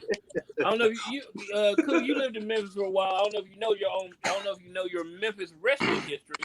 But not really. The Rock was actually based out of Memphis for a time early on in his career before he made it to the WWE big league. He was wrestling. No shit. Yes. He was. What did he call him? He wasn't the Rock at that time. He was a different name. But yes, he was here in the early '90s or late '80s, early '90s. Yeah. Right before, like maybe a year and a half before he broke onto the scene of WWE. That's when he was in Memphis doing his thing with Jerry Lawler and that wrestling production here. No shit. I didn't know that. Yeah. Yeah, because he hated the name The Rock. He's like, well, I don't like that name. It's like, that name just sounds good. Like, trust me, The Rock sounds way better than your wrestling name. Well, his dad was Rocky Johnson. Right. That's his wrestling name. So that's why he's doing The Rock. I don't be that just chip off the old block. It's The Rock. So, but he had something else. So he was like, he had like chief. So he was going under like an Indian character, a Native American. No, character. wasn't it like a Hawaiian? Because he's like Samoan or something, Yeah, right? Samoan, They have, Hawaiian, like, he's black and Samoan and something. Yeah, like his dad is black. His mom's Samoan. Yeah. So Rocky Johnson is his dad, who was a legendary wrestler. But I cannot remember his wrestler name when he was in Memphis right now. I'd have to Wikipedia. I think I could look it. I could look it up. Okay. Let me try. Let me see if I can look it up for a second. The Rock original name. What? Let's see. Dwayne Douglas Johnson. Flex Cavana, Rocky. Rocky Flex Cavana. Maivia. Rocky Maivia. What is it? Rocky Maivia. Rocky Maivia. It's a combination of his father and grandfather's ring names. There you go. He also Rocky. went by Flex Cavana. Oh Yeah. boy, Jesus! Jesus is right. I'm glad he changed that. Shit. Yeah. You know what the Flex Cavana is cooking? I don't even know what. I don't know what a Flex Cavana is. The eyebrow. I think he was Flex Cavana here in Memphis when he was just starting, when they just That's brought him crazy. up. 'Cause Flex Memphis, Cavana. you know, I don't know if you know this, but Memphis is like the training ground for professional wrestling. I don't know why. Really? There's so many people who are in professional wrestling started out here. You used to go to Gold's Gym and you'd see Diamond Dallas Page and Jerry Lawler and Bill Dundee and all the fabulous ones all working out. I'm like, this is just weird. I like that. Really? I didn't. Yeah, I like to hear stories like that. That's cool. That's awesome. Do you guys have a favorite Rock moment? Do you have any good Rock moment? Because I remember Rock being just a badass wrestling player. Like, I just love when he asks somebody a question and somebody be like, "What's your name?" And he be like, "My name." It doesn't matter what your. That's just so badass when he does that. It's so that was very funny. I loved his character. My grandmother was a huge wrestling fan. I was not as an adult. No, I have VHS wrestling tapes dating back from 1982 in this house because that woman recorded wrestling every Saturday morning. You did not call my house on a Saturday morning from 9:30 till like 2 because she'd be watching the Texas wrestling, the North Carolina wrestling, then end with Memphis wrestling, and she was on the phone with her best friend watching wrestling together for like 20 years. It's ridiculous. It's so cute. What about you, Jill? You have any good rock moments? Just looking at the man. I just like. Okay, Jill. All right. Just look at him. Come on. He's so pretty. Really is. Oh my God. Why does Vin Diesel hate him? I don't get that. That's a weird beef that they have going on. He probably hates him because Vin Diesel is like the poor man's meth version of The Rock. Wait, they really hate each other? Yeah. Yeah. But like if you look at them both, it's like, you know, if someone's like, you know what you look like? And they tell you, and you're like, I don't look like them. And they're like, well, I mean, like, you know, you're better looking, but like, it reminds he's He's like a med version of he's like when you order The Rock on that Wish website from and you get Vin Diesel. Vin Diesel is Wish Rock.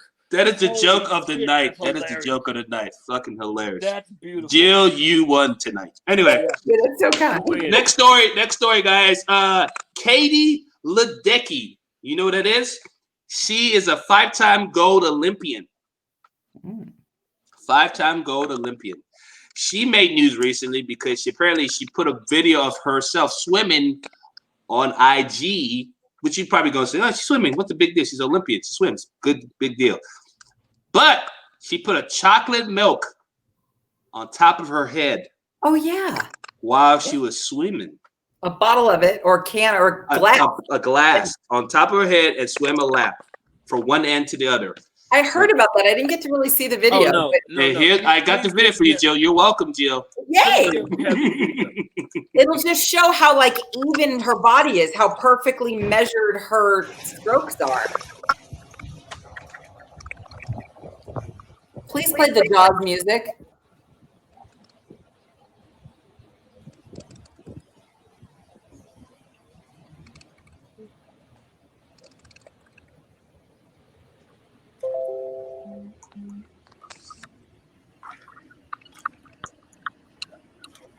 What in the hell? She's swimming with milk on her head. I kind of want to know why it's chocolate milk. Like what made her decide that and not like Gatorade? Chocolate milk matters. and is the most delicious beverage of all time, for the I record. agree with that. Nice work, Katie. What, does she drink it? Does she? Yes, she drinks it. Yeah, Okay. does a body good. I like it. That's What you fun. think, guys? Why not, right? What are we doing? What the hell else do we have to do right now? Nothing. So good for you, Katie.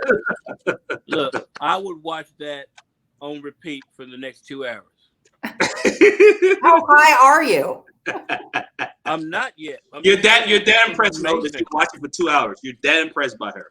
That's amazing. I mean, isn't she like? I don't even think she's a swimmer, is she?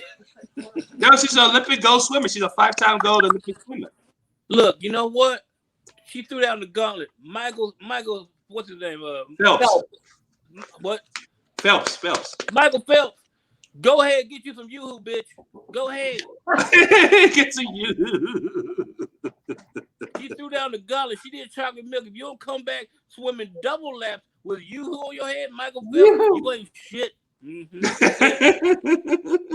I don't care if you got 30. I don't care if you got 30 trophies. She swam a whole lap with milk, dog. Michael Phelps, you underrated right now. I ain't got no love for Michael Phelps. I ain't got no love for Michael Spitz. I ain't got no love for no of them unless you swimming with milk in your head. I want to see Carl Lewis do hurdles with milk on his head. Wow. Like Carl Lewis now, the old man Carl Lewis. The old Carl man. It heals with milk on his head. It heals. And he better do it with a milk curl. I want him to do curling milk with hurling milk. Carrying a possum under one arm. A possum. What about you, Jill? What you take on Katie? I thought it was great. I think it's fun. Like I said, we're not doing anything else right now. So it's fun when famous people try to lighten it up and do fun stuff. And she's showing off how graceful and perfectly timed and, her body movements are and everything. It's pretty cool. Good for her. Good for you, Katie. Katie, what's your last name again? Ledecky. Ledecky, you the shit, girl. I can barely walk with a glass of milk, and I'm impressed with what she just did. I can't walk with a glass of milk. I'm not gonna lie to you guys. The only thing I hated about the story, and I'm with you, Jill. Like she should use Gatorade or Powerade or something. Yeah, I wonder why. I mean, this chocolate milk is not even real. Everybody knows that's not even real milk. Well, it's like a little thicker, so maybe it stays in the glass a little better. So maybe that's why. Cheating? I don't know. Look, everybody knows it's not real. Milk, cows don't give you chocolate milks. What do you mean chocolate milk's not real? It's not real. What is it? I don't know. It's coloring. No, it's chocolate. It's chocolate. It's not colored milk. It's not real, dude. You don't say colored anymore, Koo, okay? I can say colored because I'm fucking colored. No, you're... Oh. Me too. I'm colored pink. Disrespect me. Anyway, next story, guys. Wait. No, you're missing what you're missing something, Koo. Jill just said it. The next thing, since this is a thing now, she will do that same thing again with Gatorade next time because they will sponsor that. That's what I'm saying. She used Gatorade or Powerade, something like that. Because once she's done it now and then, like, oh my god, oh yeah. Here's or maybe chocolate milk will sponsor her. There's a whole coalition. Yes. Or Yoo-hoo. I don't know. I do like Yoo-hoo. No chocolate milk, guys. Anyway, in the news, guys, this is some heavy stuff, man. Ghislaine Maxwell. She's in the news. Guys, they had a document that came out, and she dropped some names of celebrities, A1 celebrities. But what stood out for me was her and Jeb Epstein told the victims not to recruit black girls. Lucky black girls, I guess. Exactly, Jill. It's the first time in history that I said this is a good thing that racism actually happened in a good way. But also, like, fuck you. Also, though, like, fuck you. Like, what? We're not good enough? Sexually trafficked? I would like to explain what happened here. Put the close up, Mr. DeMille. What happened here is Jeffrey Epstein had a signed agreement with R. Kelly. Now, R. Kelly was going to get all the black girls. He could get all the white girls. And that's what happened. That's what happened. So it was a joint collaboration with him and R. Kelly. It was a remix. It's a remix. Hot and fresh out the kitchen. I mean, so what? I'm drunk. I'm like, It's a joint collaboration. Now, usually I don't do this, y'all. What'd you take on that, Jill? What'd you think of that? Him being racist. yeah, I mean, it's like, I guess, blessing in disguise, but also fuck off. Like, Yeah. no, you sexually traffic all gorgeous, young, underage girl. I mean, it sounds so terrible to be like, You but can't be it's pro. another layer of terrible. Not only am I a sex trafficker, disgusting pig, scum of the earth, lowest bottom of the barrel, but I'm also a racist. Like, does it get worse? Probably not. I mean, I'm listening to Jill's argument, and I agree, but it hurts my soul to be aggressively pro child molestation. Like, I'm glad you didn't touch any of the black girls, but you nasty. It's just the argument. We're saying positive things about a negative thing, and it just hurts for me to argue this point. Right? It's like mind blowing. It's like, I mean, I'm glad, but also no. But Right. there's no real way to wrap it Because around. how do you argue this too? How do you do this? You can't be like, come on, this black pussy is good enough for you. Come on, what? This black pussy ain't good enough? You can fuck her, she's 12. R. Kelly the peed on her already. She ready. Right. It's like being in church. It's like being the one altar boy that doesn't get molested. You're like, Yes. Ooh, I missed the bullet. Woo! I missed the bullet. no, hey, wait a minute. Excuse me. Oh my god. No, because I you know what? Because a black chick, let me tell you, black chicks, okay, in my dealings with them, black women don't fuck around. You try to get that black woman to his house, and they try that fucking weird ass white people shit, and they be whooping his ass, and they be calling the cops at the same fucking time, like, come get this motherfucker right now, because I'm about to fuck this motherfucker up. Oh, well, then by that definition, black women don't fuck around. Black women tough. They don't fuck around. Well, maybe that's why. The more I hear about this story, the more disturbing it gets. I mean, he had an entire fuck island. Yeah. Oh, yeah. I mean, it's gross to think about it when you're like he's kidnapping underage girls. But if it was an adult woman he had a fuck island, that'd be the coolest thing on the planet. Right. He's doing it all wrong. Cool. If I ever get rich enough to where I can have an adult fuck island, I swear to God, I'm hiring a little person who looks Latino and an old white dude. And every time somebody lands on that island, I'm making them do the fantasy island thing. We're playing. I'm doing it. The plane. It's funny. I love that. No, that's actually good. But it's crazy because a lot of, I guess, documents from 2015 got released to the courts, and a lot of celebrities on that list.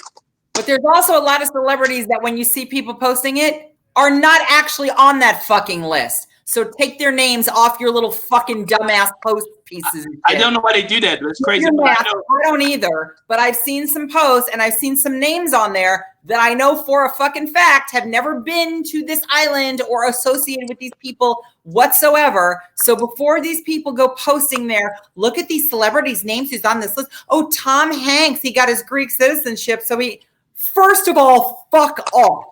Right. Read your shit. We don't need you involved in posting your list of these celebrities that you think were on.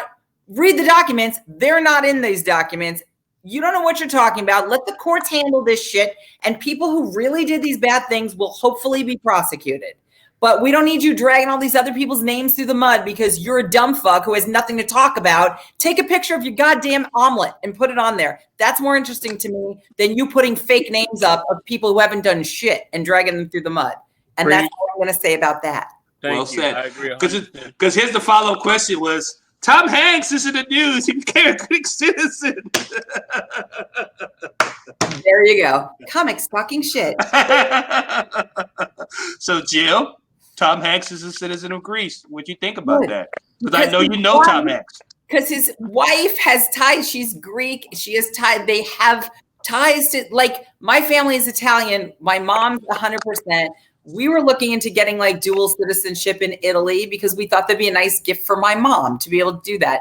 And we like need some records of something that we can't find because they were all destroyed in an earthquake like 100 years ago. But like, who cares? Let Tom Hanks become a freaking, who cares? A citizen of anywhere. It doesn't matter. Jamaica, wherever, dumb countries, good countries. Why does it affect you? Why do people care? I don't know. Why do they care? Why do they care? And I know I forgot that you actually connected to these people, but yeah, it's so crazy how people are saying that it's a coincidence he's became a Greek citizen like last week. So well, I don't know Tom Hanks, but I mean, I feel like we all feel like we know Tom Hanks, but like my brother's name is, it's like, okay, trash bags. First of all, he doesn't know this guy. He's never met him in his life, has nothing to do with it. Jimmy's on the list? Wow. Someone posted the other day, and someone that I've unfriended because of his like rantings about like COVID being fake and like whatever bullshit, all lives matter. I unfriended him because I couldn't stand that anymore. A friend of mine saw that he had posted this list, and my brother's name was on there. And she sent it to me. And I just wrote to him and I said, I'll tell you actually exactly what I said to this guy. I wrote to him and I said, let's see here. I said, you better keep my brother's name off your page and out of your mouth, you fucking lowlife. And that's all I said. And then the guy took that post down because, you're dragging people's names through the mud that have nothing to do with this. So let the courts do what they're going to do with the actual list of the actual perpetrators and mind your business. Go do your own shit. Go join it. I totally agree. They said they had Will Smith on the list. I go, Will Smith? Are you fucking me? Hell no, he's not doing it. And even so, guess what? If he is on there, let the courts take care of it. Let them do what they're going to do and put every person who had anything to do with molesting a child in jail for life. Let them do it. But I do not believe in just listing names. Just why? What are you getting out of this? Some people just shitty people, man. No, man. I wish this wasn't just lemonade. I would like to say that Jeffrey Epstein did not hang himself in that cell. Neither did those 6 black men found in trees. Thank you. Boom. There you go. That's not funny, but it's true. All right, guys. And only one of those people deserved it. Ooh. Facts. I love her. I love you, Jill, so much. All right, guys. Time for the weird news. Oh, it gets weirder suddenly? Get for weird news. Time for weird news. Now it's weird. Okay. The president of Philippines claims that it's okay to clean your face mask with gas. When he said that, his Prime Minister of Health says, dude, that is not right. You cannot say that. So his rebuttal to him was, I was only joking. What's your thoughts about him joking about gas cleaning your fucking face mask? I don't think he was joking. I think he meant it and then felt stupid he got called out. But even if you were joking, why would you joke about something like that? Like, you know what you could do when you're trying to like kill yourself? Make sure instead of cutting this way, you cut long ways because that will for sure bleed out. Like, what are you doing? Why are you joking about this? Right? What about you, Mo? Is he related to Trump? They actually said he's the Asian Trump, by the way. He does a lot of shit like Trump says. Yeah, there's an Asian Trump? And he is the guy. What country was this again? Philippines. Oh, wow. That's he was not joking. That's amazingly stupid. And I hope he gets eaten by one of those 5-foot-tall bats they have in that country. Those are big ass fucking bats. I know, I want one. And if I had one of those, I wouldn't have any possums. Or neighbors. True. Or neighbors. Perfect. Have you guys been to the Philippines? No. Look, there's no reason an American is going. I have no business in the Philippines, okay? The only people who go to the Philippines are there to get suits made or molest a child. And I'm not going for either. Or they're on 90 Day Fiance. And holy shit. I hope Joe Coy's not watching this fucking show because we just offended this fucking country. I've never been there. And the only things I've ever seen of it weren't that nice. They always like the ones I've seen like 90 Day Fiance, they show you like kind of the more poor neighborhoods. Yeah. There's some very beautiful parts of the Philippines. I've got so many places that I'll never be able to afford to go. Philippines is probably lower on the list than others. Sorry, Joe Coy. Anyway, I don't need to go to the Philippines. I know enough If I went with friends Joe in Coy, the it'd be fun. that's what I'm saying. You go to Joe Coy, he show you everything. He show you everything. He show Yeah. you the whole fucking country. All right, next story, guys. A man from Florida was arrested for waving a gun in public while drinking a beer. He had a 38 Smith & Wesson in one hand and a Blue Moon beer on the other hand. Tasty. Which it talks about the man from Florida. He was a 62-year-old black man that got arrested for public, I guess, endangering public. I don't believe none of this story. This story did not happen. This is a fake story. This did not What happen. black man is drinking Blue Moon? First of all, no old 62-year-old black man drinks Blue Moon. It Right. doesn't happen.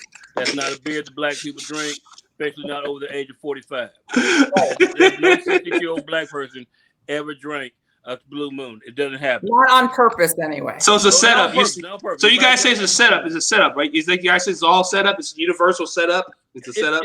It's not. It's a universal setup because it didn't happen. Okay. The only part of the story that's believable is he had a 38. Okay. Now, if he said he had a 45, I'm like, no, black man was 45. No, it's a 38, and it wasn't Blue Moon. It was Pabst Blue Ribbon. I can see if he had Pabst Blue Ribbon. I can see that one. Now, if it happened, he should not have been arrested because natural selection was going to go happen. And one time he was going to fire off the beer and drink the gun. And that's what it just seems weird because, like, what story? Why would they like tell you what kind of beer it was? It just seems odd for them to say that. Not like he had a beer, like he had a Blue Moon beer. Like, why would you need to say? And also in Arizona, that shit's illegal. It's legal, so you can go to a bar, have alcohol, and have a gun, and it's perfectly. Are you serious? Wow. Oh, yeah. I think it's legal in Tennessee too, right? Isn't it legal in Tennessee? You can bring a gun to Tennessee in the bar in Tennessee. Yeah, that's crazy. Strange times, guys. But I am with you guys on this. I don't know any black OGs walking around drinking fucking Blue Moons. Right. Like that will not happen. Yeah. I don't know a lot of guys. Like a Colt 45. I'm like, yep. Right. Yeah, Milwaukee. That's my bad. That's Blue Ribbon. Okay, I understand that when he hit the P&H. I understand what happened there. But no, that did not happen. No Blue Moon. That did no not Blue happen. Moon. It was Mad Dog 2020. I'm like, my man. It was Mad Dog 2020. I'm like, get my uncle out of jail. Where's my uncle right now? Come on, Unc. Oh my God. Let's keep the weird story going. In Atlanta, over the weekend, police are looking for two guys who stole a man's puppy at City Park Saturday afternoon. They stole a what? Stole a man's puppy at City Park in Atlanta. The victim was walking his French bulldog. Oh, they're expensive. Without a leash. And two guys walked up to him, pulled the gun on him, stole his dog, and they still on the run from authorities. That's What's your sad. take from stealing So French sad. bulldog? Don't steal a dog. That's like stealing a kid, but worse because dogs don't talk back. Right. That's what. I hope they found him because I'm sorry, you just don't walk up and steal a man's dog. That's some bullshit right there. Yeah. I mean, I understand if you had 3 or 4 Blue Moons and had a gun with you, that's one thing. No, for real, that's horrible, man. That's just what I don't want to say that. I don't want to say that just doesn't get me in trouble. But who steals a French bulldog? Those are just tiny, cute little dogs. You can't say they're gonna take them and fight them or anything, because that's what a lot of people do when they. Yeah, but they're expensive though, so they probably want to resell it. Yeah. Hopefully the dog has been chipped, so when they do sell the dog, that they can get the man can get his dog back. When they go to the vet. Yeah, but if someone's gonna buy a dog, they're not gonna think to get it chipped. Like, oh, let me just see if this dog was stolen at some point. You know, right? Well, right. They're not that fucking smart. Yeah, that sucks. I feel bad for that man. I would be crushed. I'd be crushed. Yeah, and then I'd crush his fucking skull. I mean, but if I catch this possum, I'm gonna make him look like a French bulldog. Sorry. Oh my God. Weird news. Let's keep the weirdness going, guys. Jill's gonna appreciate this story. A man from New York faked his own death. I'm in so far. faked his own death to avoid going to prison for 6 years. So him and his lawyer were in cahoots. So they forged his own death certificate. And how they got caught was the death certificate was fake and it had the wrong fonts, and they misspelled the word registry. How dumb are you? The New Jersey Department of Health, Vital Statistic, and Registry caught the error. Registry is spelled Registry. They spelled it as Regstry. So it was just a typo, probably. Wow. Let me just say this for the record.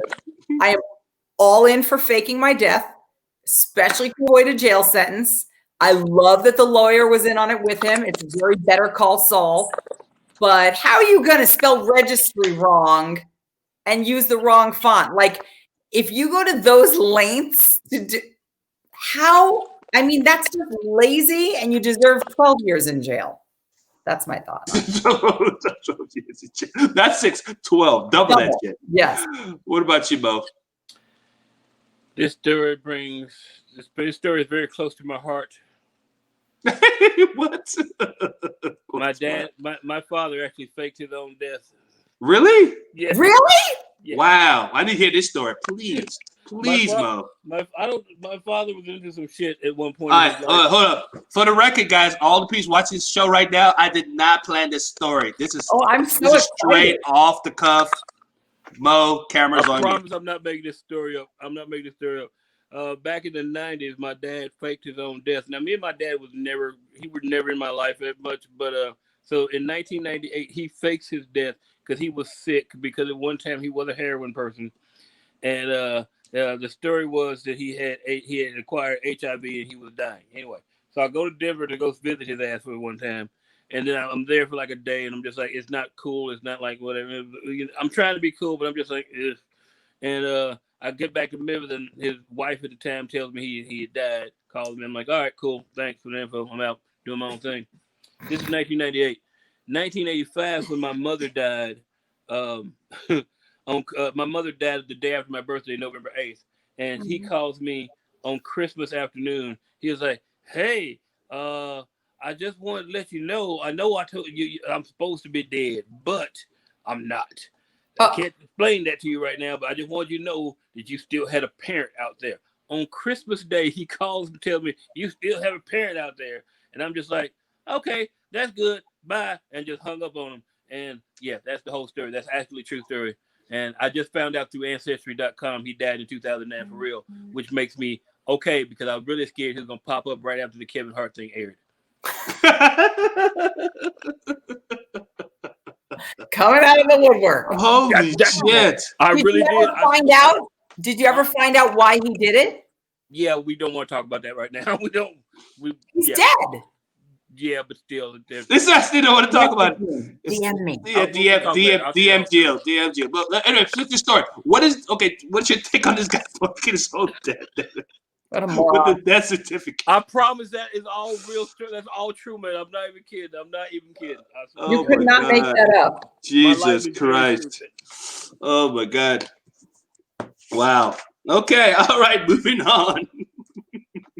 What else you got for us? All right. Let's keep this weird train going. News of the weird Mo Alexander. Do we have more music coming at the end of this? Yes, we do. Okay, cool. Yeah, we've got the very talented Christina Quick is going to perform 2 songs, guys. Stay tuned at 10 o'clock. Anyway, next story, guys. A teen soccer player from Russia got struck by lightning. Mo, did your dad get struck by lightning? I just want to make sure. Okay, cool. Actually, I don't care if he did or not. Maybe that's right. Cool. Got struck by lightning. Was it the black man with the Pat Blue brother? Blue Moon.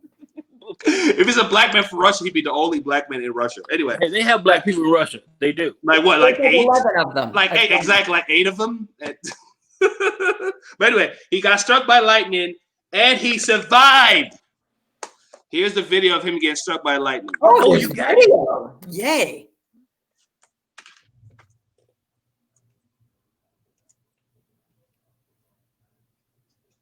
Where'd he go? Oh, he's down. Oh,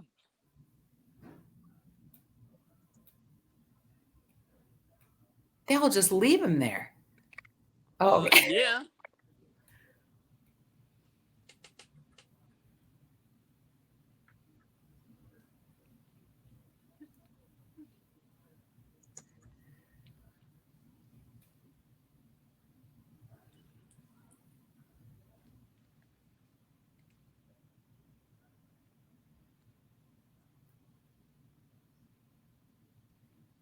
wow. If the first guy who ran up to him did not just look at him and say, "Told you should have said Black Lives Matter." How does your ACL feel?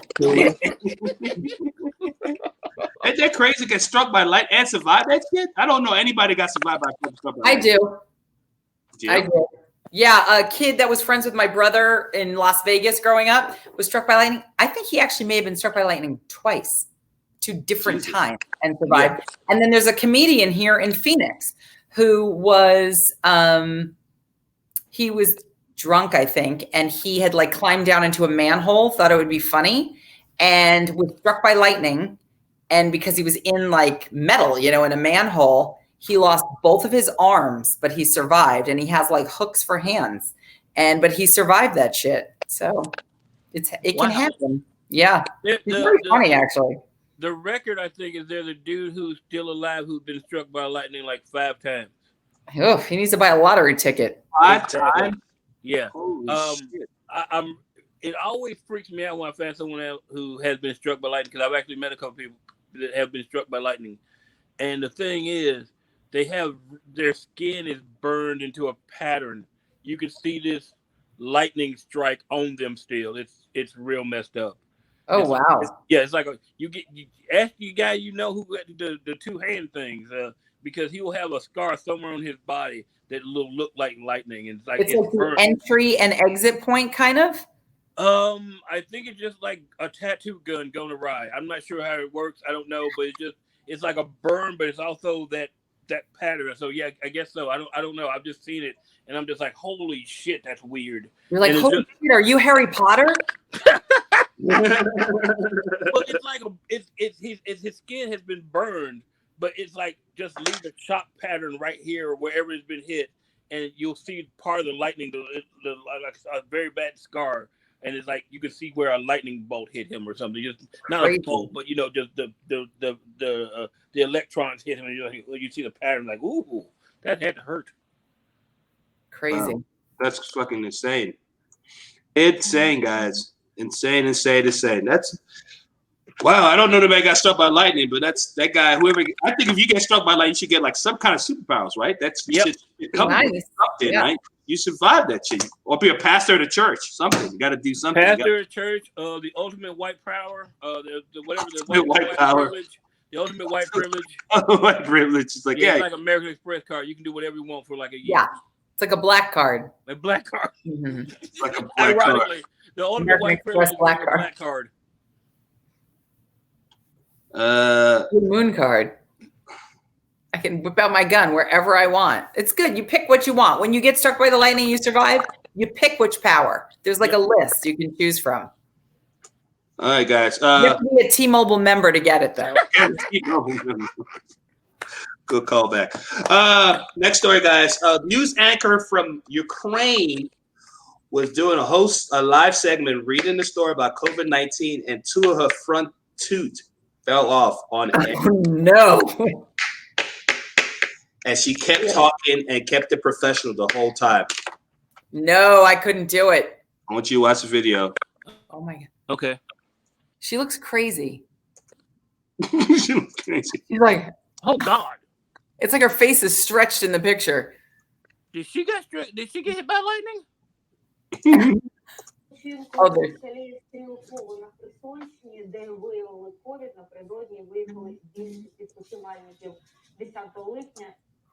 Перепрошую, під час планової перевірки тест на ковід дав позитивний результат у 26-річного дистанта. Відтоді заклад закрили на Did y'all see it? Good for her. That's a pro right there. Yes, it is. Yes, it is. That's amazing. Because it's not just like it fell out and she was able to hide it. It's like then you saw that she had no tooth, and like, good for her. I would have been like, yeah, that's upsetting. And she held and she didn't like break or anything. Like, No, good she for kept her. on. She like bam tooth. Okay, let me go have to do this. That is the where is that? Where did that happen at?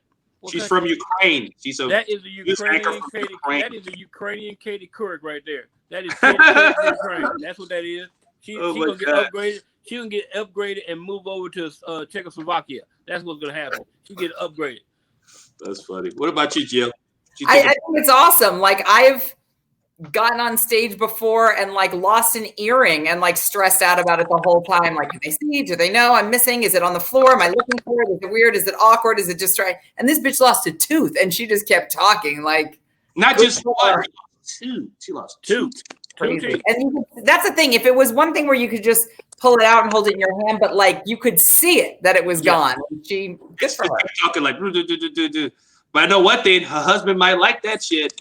Pop them right out. It's like a little. I would be like this. I was like, "Yep, it's showtime tonight." Fit him in there. Damn. I'll tell you what. No American anchor would do that. I'm surprised she didn't do this, get her mouth like that. She's like, bam! All right, keep it with the news. Yeah, no American anchor would do that. They would. No. Oh my God! Technical difficulties. Yeah. I'm so embarrassed. She's from Ukraine. Yeah, they don't give a fuck. She's lucky she had bread for breakfast. She's lucky she's had anything to eat for 4 days. She's like, I don't give a shit about my tooth. It's just a tooth. I keep talking. Right. Puffing up in this country. Right. And drink more chocolate milk. She's no Karen. I'll tell you what. She's no Karen. You what I said, Jill? Backstroke with chocolate milk. You what I said, Jill? Jill, you what I said, Jill? What'd you say? I said, need to get tough and drink more chocolate milk. Yes, it's right. It's the breakfast of champions. There you go. All right, Gwyneth Paltrow. I don't know if you ever met Gwyneth Paltrow, Jill, but she's in the news. Weird. She's selling a new candle, and the new aroma is her orgasm. What you think? What's your thoughts about buying Gwyneth Paltrow's orgasm scented candles? And her other one smells like her crotch. I'm like, Yeah. ew, gross. Leave some things to the goddamn imagination. I'm a little bit of a prude in this area. I just think it's gross. Who needs that? No one needs that. Make it smell like magnolias. Like, I don't. Fresh cut grass, like your crotch and your orgasm. Okay, like, do you really? I can't with her. I can't be. I can't. You can't. That's too white for you. And for these reasons, I'm out. Mo. Once again, we come back to the topic of white privilege. Selling a candle that smells like your orgasm is the ultimate white privilege I have ever come across. Because no one's ever going to buy a candle from, I don't even care if it's Tony Braxton. No one wants to buy a Tony Braxton vagina candle. Nobody wants that. Nobody. I want to be able to breathe again, but not like that. Do you understand? Breathe again. Breathe. I think this is the dumbest thing I've ever heard of her with these vagina candles, but I would like to buy 50 of them, not for myself. I know a church I want to put them in. Come on. How many people show up at church? I'm not even a church goer. But if you line the Catholic Church with nothing but orgasm smelling candles, that might be a good day. Right? Let me tell you something. Michelle Obama couldn't even bare her arms without getting criticism left from, and this bitch is like, smell my cooch, like gross. Exactly. No one wants it. Take it away. Take it off. Look, if Coldplay didn't want it, I don't want it either. Right? Right. Coldplay didn't want it. If Chris Martin didn't want it, I don't want it. I don't want it. Chris Martin, I don't even like Chris Martin. But he's like, Why my God. Chris Martin doesn't want it. I don't want it. He's probably cringing. Can you imagine divorcing someone who, like, all of a sudden went that you'd be like, oh no, do not associate my name with them. Please. It's like how my ex-husband is like a Trump supporter now on his page, and I'm not friends with him. All my family is like, yeah, you know, I'm like, I can't, I don't want to hear it. I can't. No. That's gotta be talk to me about it. So that's gotta be a nightmare for Chris Martin anyway, because first of all, your ex-wife is selling candle scents of a vagina and a supposed orgasm, okay? That's hilarious. But it's also a nightmare because you know someone's gonna be smelling that, have that candle lit somewhere. It's like, is that Gwyneth? He can't go to malls and wherever you can buy these things somewhere in the mall. They'll be like, Gwyneth is everywhere. She's having fun. Yeah, but is that even fucking scientifically possible to have an orgasm smell? I don't even know if that's even a thing. No. Look, if you can clone a body part, you can make a candle smell like JJ. That's what you can do. No, but like orgasm. Orgasm, not the vagina smell. The orgasm of it. Is it just hers or her partner? Is it both? Is it just her orgasm or her orgasm and the partner's orgasm? Are they a mixed fit? Do I have to buy both smells? No, it's so as her orgasm, not anybody else but hers. I guess when she masturbates and it comes out, and it's some fucking guy that looked like Dr. Fauci that fucking gets the scent and put it into a candle jar and makes scent off of it. I don't know. It's disgusting. We don't need it. This is why I want the aliens to come and eat us now. This right here. This is why I want the world to end, because people are buying vagina orgasm candles. I don't need it. Please, COVID, take us all. That's funny. God forbid. But before I bring up a musical act, I need to talk to you about comedy. We guys, I know last time you guys were here, it was almost 2 months ago, so a lot of stuff has changed since the last time you were here. Are you guys still getting your little fans about the change of comedy, or you think it's gonna be good, or is a whole new world? Or? It's hard to allow yourself to hope that it's going to be great again. So I actually started looking for day jobs again yesterday. Oh, wow. I've had a day job in 7 years. Wow. And that sucks. Do you think I want to go back to being an executive assistant for dickheads? No. But like unemployment is $118 a week is what I qualify for in Arizona. The most is like $240 a week or something, and they stopped that extra $600 a week. Someone's like, "Oh, if you were getting the extra $600 a week and you're not getting it anymore, and you don't have money saved up, it's like, bitch, do you think that $600 a week was covering my bills? I don't know about your bills, but that was not covering mine." So yes, it's over, and it's like you got to get a job, and it sucks. But there are shows here and there. We're doing like an outdoor show here at one of the drive-in theaters, and like some of the comedy clubs in Arizona are still doing shows. So I don't know. Hard to get excited. I feel you on that. What's about you, Mel? Well, I actually have a show this weekend. I'll be at the Looney's Comedy Club in Colorado Springs Thursday, Friday, and Saturday night. And this is my first show that I'll actually have to put on pants since March 15th. Nice. I'm not wearing pants right now. I'm not wearing pants. I'm not. Neither am I. I'm wearing a dress. There we go. Okay, Mo, are you wearing underwear, Elise? Are you wearing underwear or a thong? Get off the beach. I am naked. Anyway, no, here's for real. I'm very concerned about how this weekend is going to go, but I'm going to do this to see to try it out. You know, the owner of the club saying he's putting a giant plexiglass shield on stage, and I'm like, okay, so maybe that'll work out, maybe, but we're just going to see. I'm showing up right before I have to be on stage, and I'm wearing a mask any other time that I'm in the club. I might even wear a mask on the stage. I don't even know yet. I don't know how comedy's going to go. I will let you know next week if you want me to. I'll let you know. I'll call in and let you know. But I don't know what's going to happen. This is their second weekend back. They did shows last week, and they said they had good crowds. And I'm like, as long as they're good crowds and not a large crowd, because I'm not trying to do 300 people right now. I don't need. The crowds will be good. The crowds will be good. I promise you. I did some shows a couple weeks ago. I was supposed to do shows this weekend, but the club has to close again. They're like going through some whatever. And then I have shows next weekend with Eleanor Kerrigan at House of Comedy. The shows will be great. People are dying to laugh. They can't wait to get out. And generally speaking, the people that are coming to these things are people who are kind of like, okay with the mask. You know what I mean?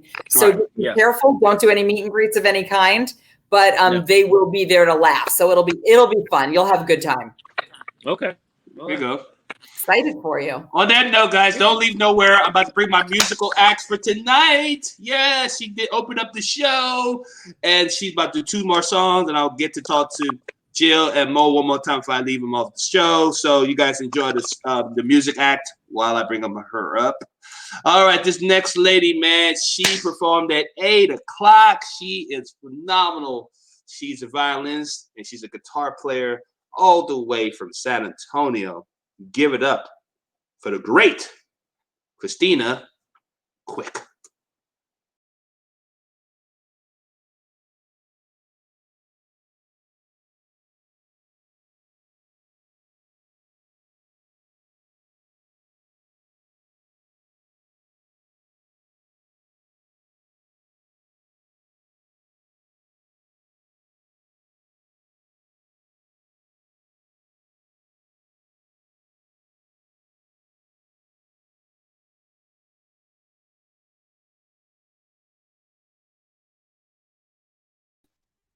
Let's see. Check. All right. Okay, we got it. All right. So again, if you like what you hear, I do have a Reverb Nation page. Just look up Christina Quick, and you'll find me from San Antonio. This is an original song called "She's the Girl."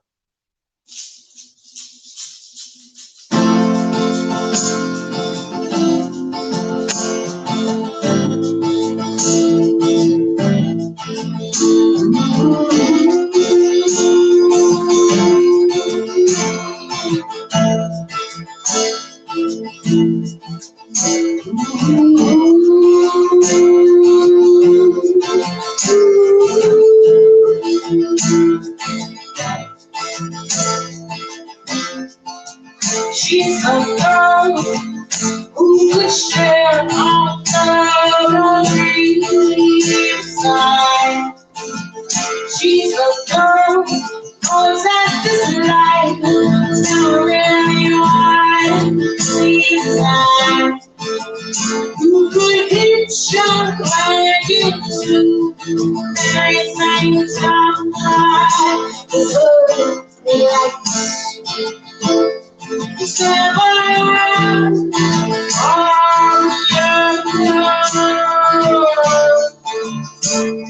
what happened to that night?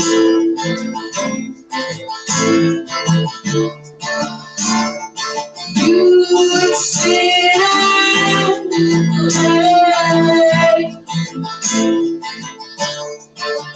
when your heart had something to say. I don't feel the same.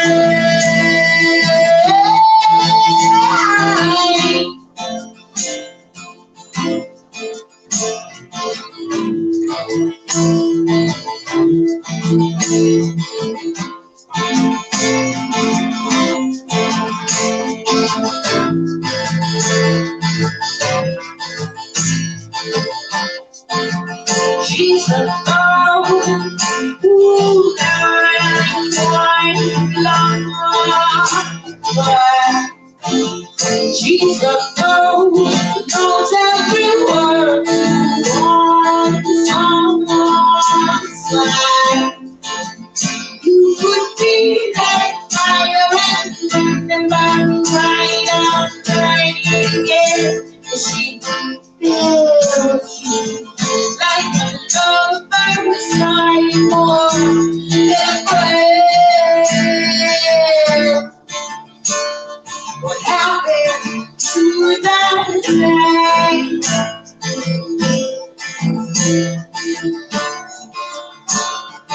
You would sit and play when your heart had something to say. Why, don't you feel the same?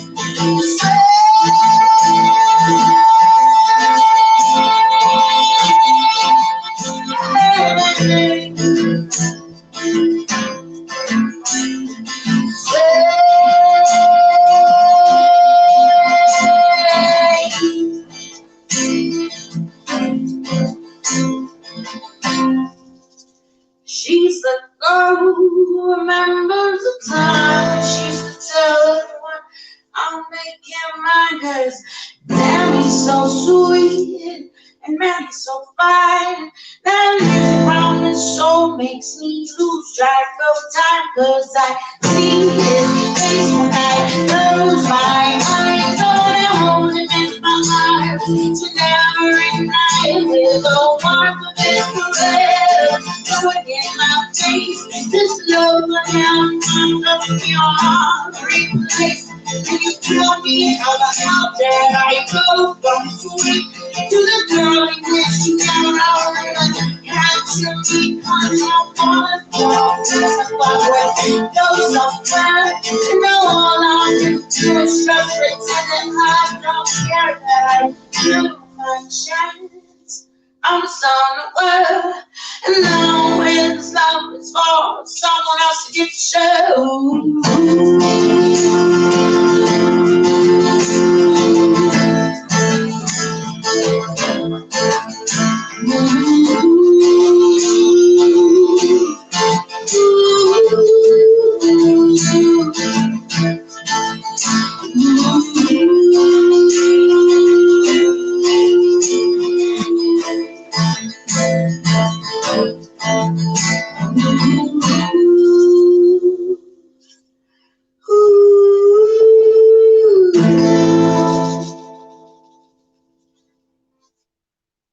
All right, so yeah, I got one more tune for you, and these last two, I guess, are not on my Reverb Nation page, but there's a bunch of stuff on there though. So thanks so much for stopping by, and again, thank you, Comics Talking Stuff, for having me out on your show.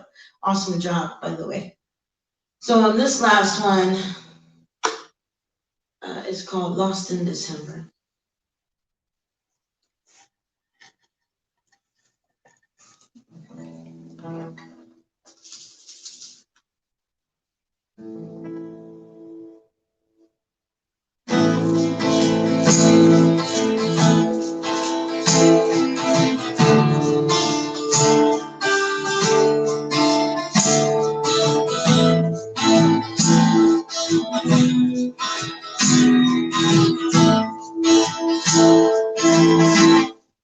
Yes, I remember.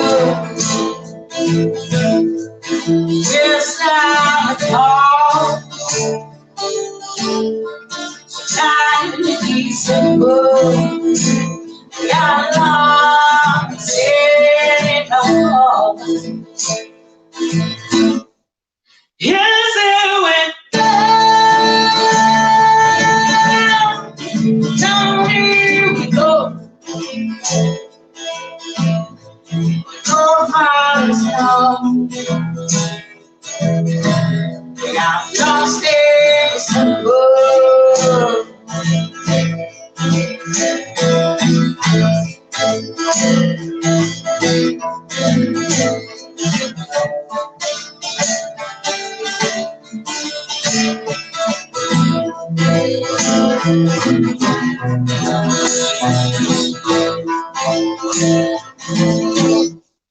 We went away.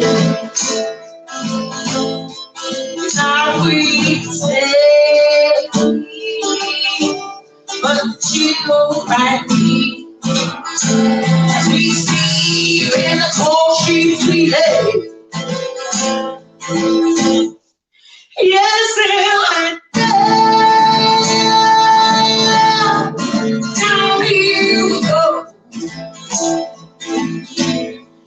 Go find us now. Got lost in December.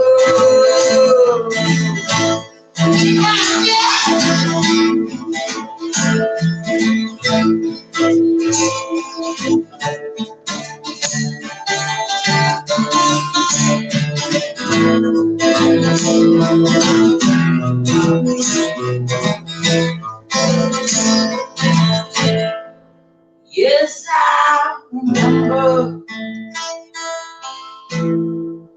Yes, I recall. Sometimes in December, we got lost in love. And yes, it went down. Now here we go. Oh, it's love. Got lost in December.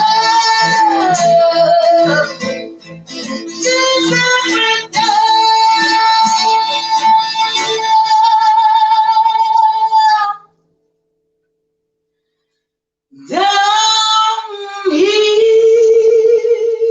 we go. Oh, Friday song. We got lost in December.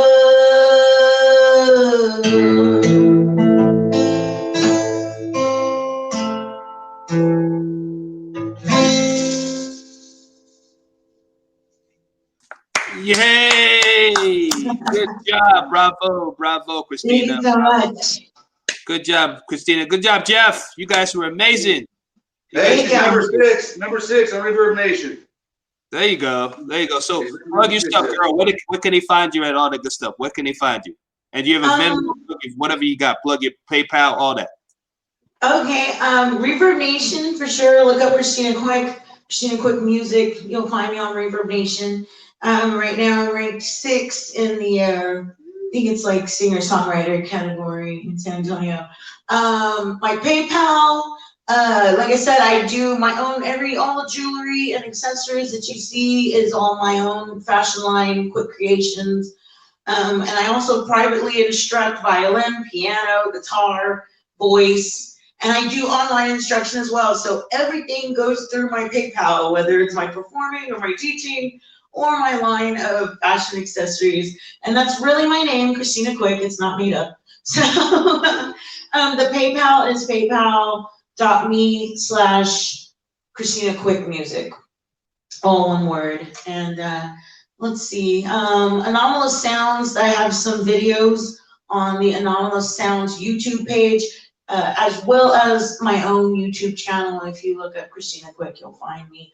On Facebook, I do have the Quick Creations fashion line page and my artist page, Christina Quick, as well. So I'm pretty sure all you have to do is just type those things in the search, and for the most part, I think my pictures match what I look like. So this girl you're seeing right here, just look for that and the name, and yeah. So thanks again for having me out. Oh no, my pleasure, man. You did your thing, man. I'm so honored you did my show. Thank you so much. Please, ladies and gentlemen, y'all follow Christina. She's awesome. Christina Quick, follow her on all social media platforms. She's amazing. Thank you. Hopefully, I'll bring you back in the future, girl. Yeah, right on. Thanks. Thanks, guys. All right, before I bring up the comics for the show, word from my sponsors. This is the thing. Mitigation is for every case. Those character letters can really go a long way in a criminal case, given to the DA or given to the judge in considering the punishment. And I teach people about criminal defense sentencing, how to write a character letter, what to put in the letter, what not to put in the letter, who gets the letter, why do these letters even matter, how do we empower the decision maker, whether it's a DA or a judge, to give mercy to our loved one or to ourselves. You know, how do we empower them to give us or give that person grace?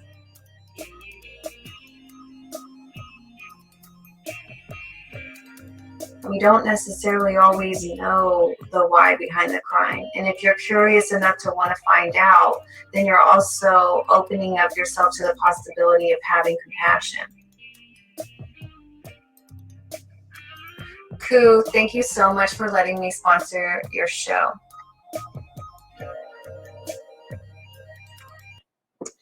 Another sponsor of Comics Talking Shit is Old Humble Distilled Company Whiskey, available at every Total Wine and Specs in Texas. Don't forget to get the number one whiskey in Texas.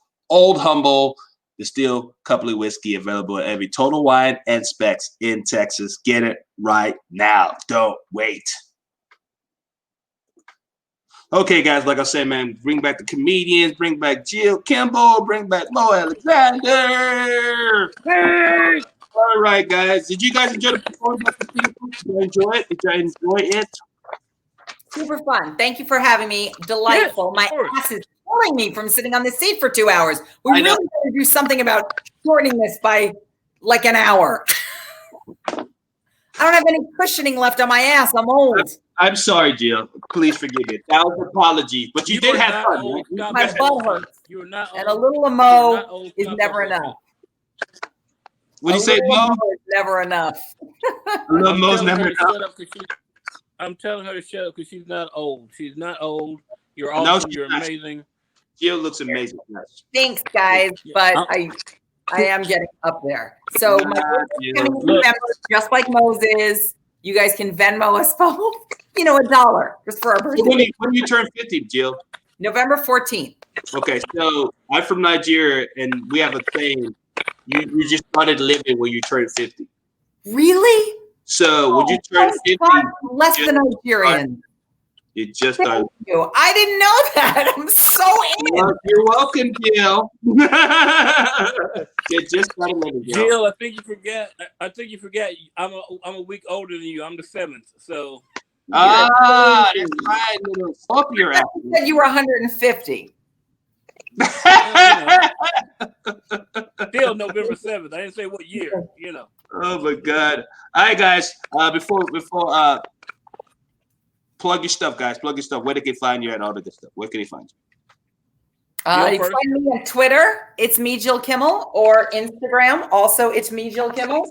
I have a website, just jillkimmel.com, and there's nothing on there right now. I do have some stuff coming up, actually. So next weekend, August 13th through 15th, I'll be at House of Comedy in North Phoenix with Eleanor Kerrigan. And then I do have a show coming up in Phoenix, but it hasn't been announced yet. But if you want to just follow me on Instagram. I will post it there when it gets announced. Sweet. What about you, Mo? You can follow me pretty much everywhere if you write in Mo Alexander. That's me on Instagram. That's me on YouTube. On Facebook, it's comedian Mo Alexander, and my Cash App is $ Mo Alexander. That's Mo Alexander. God bless. So my fan Victoria says, Jill, can you tell your brother to come back already from vacation? Laugh out loud. He's missed. Oh, that's very sweet. He's actually doing the last leg of his vacations right now. So he will be back, maybe in 1 week, but definitely in 2. He'll be back. I promise. I did not even know that Victoria loved his show. This is breaking news for me. Okay. Yes, he's not on an island with anyone. So thank you for clarifying it. Just in case anybody's like, where the fuck is he at? He's like, he's not on an island. That's for sure. He's not on an island. Anyway, guys, you guys be amazing. Jill, Mo, can I get your work and then you guys can come back? Are you guys coming back as a team? I'll get a better cushion. Yeah, please get a better cushion. Look, you need to send her a better cushion because I am not coming back on your show unless it's with Jill. Me and Jill are a team. My We're a team now. boyfriend. You're the best. Here's the deal. I would not even feel right booking anybody else with Jill. It's true. It'd be like Me and cheating. Jill, I'm a week older than her. We're the same age technically. She's awesome. She's hilarious. She does great callbacks to bullshit. All facts. Early on. All facts. I'm telling you, Yes. me and Jill, we're gonna take over one day when you go on the vacation. When you're on Epstein's Island. Dynamic duo. I coined the phrase the dynamic duo of comedy. You guys are the dynamic duo of Our comedy. celebrity name is Jill Mo. I'm good with that, and I'm good with that. And I'll make a video, but she has to be Batman. I have to have the Robin costume on. I want the Robin costume. Okay. That's what's You up. guys are the best.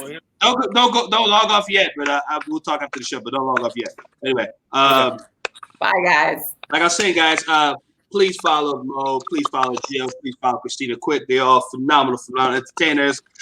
Tomorrow night, I have an awesome line of comedians. Please do not miss tomorrow night. Like I said, every time I end my show. Oh, I forgot to ask you that. I mean, oh my God, horrible. One word would you like to leave with the viewers? If you have any word that pops in your head that you want to leave with the viewers. You go ahead. You go first. Oh, me? That's my word. That's your word. My word is really, Mo? That's it? That's all you're gonna leave with us? MoAlexander.net. Buy a Karen's Got a Karen shirt. That's my one word. Jill. My word is research, and it means research your shit before you post some things online. Do some research before you post things, because usually they're fake or it's something that you go, oh, that's not exactly what I thought it was. Research. That's awesome. So we got a good compliment. We got a really good compliment. Larella says, my favorite show so far, Genuine Heart and Goof. Oh, Thank you. Nice. Thank you so much. That's really nice of you. And Mo, what are you plugging, Mo? You're plugging Karen's. Karen. Yeah. The Karen's Gonna Karen stickers and shirts. I have a bunch of them. Come order them before Karen complains to my manager. That haircut is hysterical. What a great graphic. That is so funny. Shout out to my graphic designer, Bill Hazleton. He does all my graphics. Give a shout out. It's great. I told him For I the wanted record, to say this, and I was Jill, you must have really touched Victoria, because Victoria usually leaves after like 30 minutes of the show. She literally stayed from beginning to end, and she goes, yes, research. She's a fan of yours. She loves you. So sweet. Thank you. That's really nice. This is why we do comedy, right? So we can like touch people, and not in the Jeffrey Epstein way. There you go. Exactly. All right, guys. Like I say, guys, please follow these lovely people. Follow Jill Kimmel, follow Mo Alexander, follow Christina Quick. That's awesome entertainers. Like I always in my show, please stop watching the news. The news is very depressing. You're going to fucking have a heart attack. Watch funny videos. Listen to beautiful music like Christina Quick. And I'll see you guys tomorrow. Same time, same place. Comic Talk and Shit. I'm your host, Kui Genti. Peace. Peace.